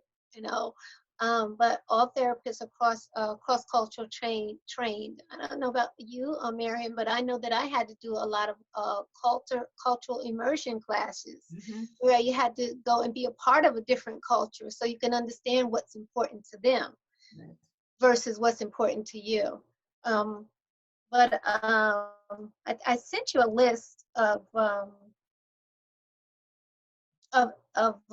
outreach numbers. Yes, I have that, and I'll be posting that on our Facebook page and our Instagram page right after this airs, of course. But they will be available to everyone. So Dr. Jackie, like she said, she gave me a list of a lot of different resources for us to deal with pretty much, or to talk to somebody, or to find what we need to find. So all those resources will be posted on our website. So that way it's accessible to everyone. Because like I said, like we kind of said in this entire episode, therapy is for everyone. It's for everybody. It's self-care, it's mental health, it's for everyone. It's not to say that it's only for one race over another or anything like that. And that's what I really wanted to, I guess you could say, focus on, because it's not only just a spirituality thing or a mental health thing, or it's a person thing. It's a whole person thing. Because when those three are not in synergy within each other, it's a lot. It's a lot that can happen. So that was like the main reason for this episode, was to make sure that we address it as well, especially as Christians as well, and to help understand those disparities, and also to help clarify the difference between the three, and for some of us just the two, if you always thought it was just spiritual and mental kind of thing, but to understand. So this was definitely informative for one, because it taught me something tonight. And yeah, I mean, I just love it. I'm thankful for you, Dr. Jackie. I'm thankful for you, Miriam. It just expanded my mind to a place where, like, I'm just like, yes, I cannot wait for my therapy session next week. I'm just like, yes, I'll go get it together. Like, I can't wait. Like I said, I'm a big therapy like person to tell people, like, listen, I'm an like. Go do it. It is bomb. Once you find your therapist, I promise you, whatever you were paying before, now that we have these resources that they're going to be integrated medicine, because I'm about to call my insurance company tomorrow to find out how many of these can I get with a couple of deep insurance. Yeah. And find out if your therapist is also maybe in your network, in the network of, so that you may be able to. Because sometimes if they're not, it's just like the dentist. My dentist is not, he's a prosthodontist. He's not in anybody's network. You got to pay money to go see him, period. But my insurance will pay for certain x-rays and certain cleanings and whatnot. So, okay, well, if your therapist may be in a network or maybe not, or maybe your your network, your insurance may pay for an extra few minutes or a certain day of the week or something like that. But it's definitely worth researching. Absolutely. And I like I said, I thank God for both of you guys on this episode. It was amazing. I personally enjoyed every minute of this. Yes. 2 hours or however long this timer says right now. But like it's real. And like I said, I just wanted to emphasize, like, it's part of self-care. Like, if you don't take time out to sit with yourself with somebody else, it can lead to so many different things and behaviors and things that will just end up showing its face in some situations that you really don't want it to be. So I thank you guys for this. What about anybody else have any final thoughts about tonight? That's great. No, I was just the one thing that Dr. Jackie had said about the schizophrenia and telling someone to listen to the voice of God. I never thought of that whole situation. Same. I'm just like looking at, like, I just finished watching Joker. I'm just like, yo, if somebody had told him that, like, he was already like on the edge, and then if somebody had told him that, it would have been like a massacre.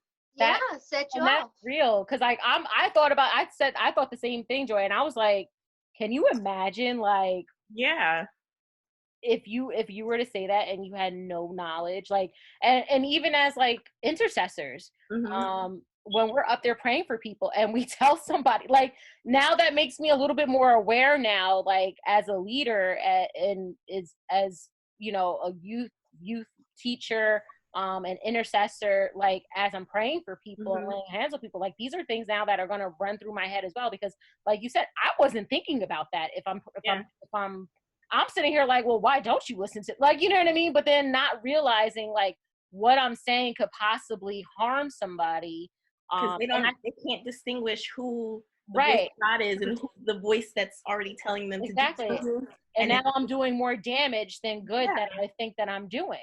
That was a perfect point. Yeah, and you hear about a lot of crimes, people who have mental illness, and you hear them. I mean, was it just a guy who killed his father and his mother? They came to visit, and he said that God said that they were evil and that they needed to die. And he killed them. That's someone, and he had a mental illness. This was in Philadelphia, I believe.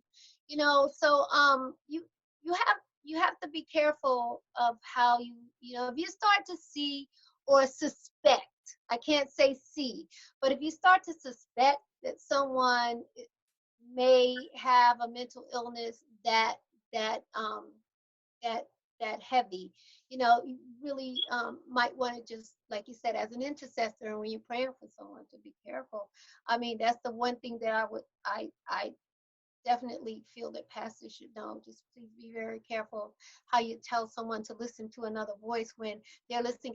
I was in a session and I was actually twisting my ankle, and when I twist my ankle, it pops. You go, click, click, click, click.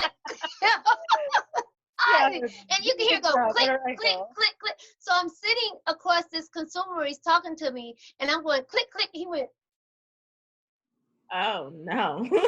And then I had to stop, and then he leaned in because he had to. And I've had clients that would come with tissue in their ear, and they'll say it helps with the voices. They do hear voices. So, and I would have to ask them, this is firsthand, like I said, working in a mental prison. They do hear voices, and they would put tissue in their ear, and they would say it helps to calm the voices. Some hear maybe one or two, some may hear a lot going on, but they hear them. They do hear them. So if you tell someone to listen to the voice of God, or I want you to, like, because we just have to know. Yeah, that was a great point. And like I said, now I feel like I'm gonna be like super intentional now. Because I'm like, it really is an interesting topic, and that point that you brought up, and it was super important because, you be sitting there like, okay, don't pray for this, that, and the third, and it's just like, but they don't tell you, hey, by the way, I need you to be aware as well of people who might have mental health. They'll tell you not to pray for like dates, babies, and something else, but they don't tell you that part. Yeah. And now that like I said, that I'm aware of that, it's like, yo, I really need to reevaluate my whole intercessor life. Like, well, I'm not an intercessor in the church. I definitely am an intercessor. And the one thing that I learned when I went to, I actually took a course in prayer, is that listen to you listen to the Holy Spirit.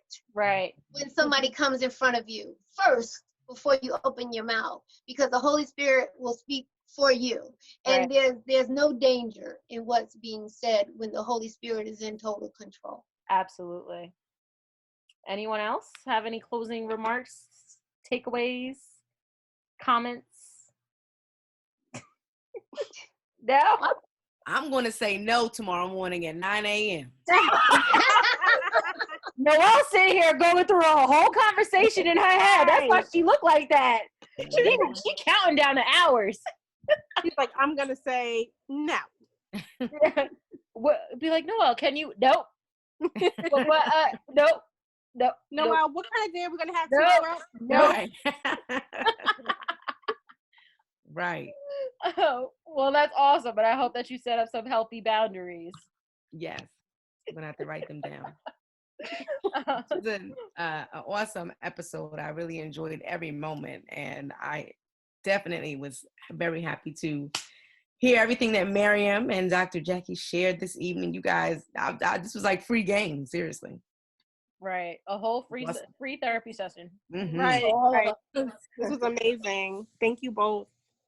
Thank you once again. Thank you all. You all are very, like I said, you're amazing young women. Unapologetically you. I love it. Amber, do you have anything? No, I loved it. I learned some things. Saw some things in a new perspective. So definitely a lot to take. Maybe I'll find my therapist. Right? I'm looking for mine too. Next. Telling you. Wednesday cannot come fast enough. Miriam, do you have any closing remarks? No, this was great. Thank you, Dr. Jackie, coming on. Thank you. Yes. Yes, Well, thank you. we thank you guys. And this is going to air and it's going to be up, and I can't wait to see the responses from this. I will put up, like I said, the information, the phone numbers for everyone to have access to be able to get the resources that you need. I mean, the best thing is to be educated, especially on what's out there. And, like I said, I thank God for this episode, because in times like this, is like things like this that we need the most. It's not just about one thing or the other, but it's about the whole. So yeah, I'm excited. I thank you guys. I thank everybody on this podcast today. It's just MP6 and Dr. Jackie, and I love it. And we're definitely going to do something more like this, about because it's amazing. Like I said, we scratched the surfaces tonight, but I feel like the scratches that we made were super deep. So definitely going to have another group therapy session. So I think that's what we're going to name this episode, is group therapy. That's what we're going to name this, MP6 group therapy with Dr. Jackie. That's Yes. Because it was just it was nothing short of amazing. And I just thank God for, like I said, just the Holy Spirit coming in, and even virtually being able to do what he needed to do tonight. And yeah, so we're waiting for Noelle's nose. Amber's therapy, looking for a therapist. Joy is out here sitting here trying to figure out the difference between Joker and these people out here. No, I'm gonna look into getting a therapist. See, yes, I think we all have some homework. Yes, we do. Thank you, Dr. Jackie. Dr. Jackie. Yeah, it's nothing wrong with it at all. You will find that, again, it's like we're people too. Just that this is what we love to do. Right. You know, whatever you're doing and you really love to do it, you can't wear you down. Again, we know to set boundaries, like, and those boundaries teach you how to be more independent and also, you know, self-provoking. Thought, thinking about, you know, how to make the right decisions on your own. Right. I'm not really a fan of like just choosing any type of site, but I really like the SAMHSA site that you will see. That SAMHSA site has so many different free toolkits that you can use on your own, you know, that you can order, and booklets. There's a lot of free information. I mean, there's a lot of sites that you have, but the SAMHSA site, which is what is it? Association, what is it, Miriam? SAMHSA? Association. Acronyms, I don't remember. Mental health, something. It's a mental health site, okay? But the SAMHSA, I mean, we use it with the state. Everyone uses it. They have a lot of free things that you get. Even when I mentioned the coloring, they even have coloring pages on there. Yes. Check it out. So that will all be posted. And yeah, other than that, like I said, thank you, Dr. Jackie. Thank you, Mariam. Thank you, ladies. I love you guys all. I'm excited. This is our second to last episode, guys. And then our season's over. So, but we ended it on we're ending it on like with a bang, because like this episode, like I said, it's nothing short of amazing. So with that, we'll see you guys on the next episode. We love you.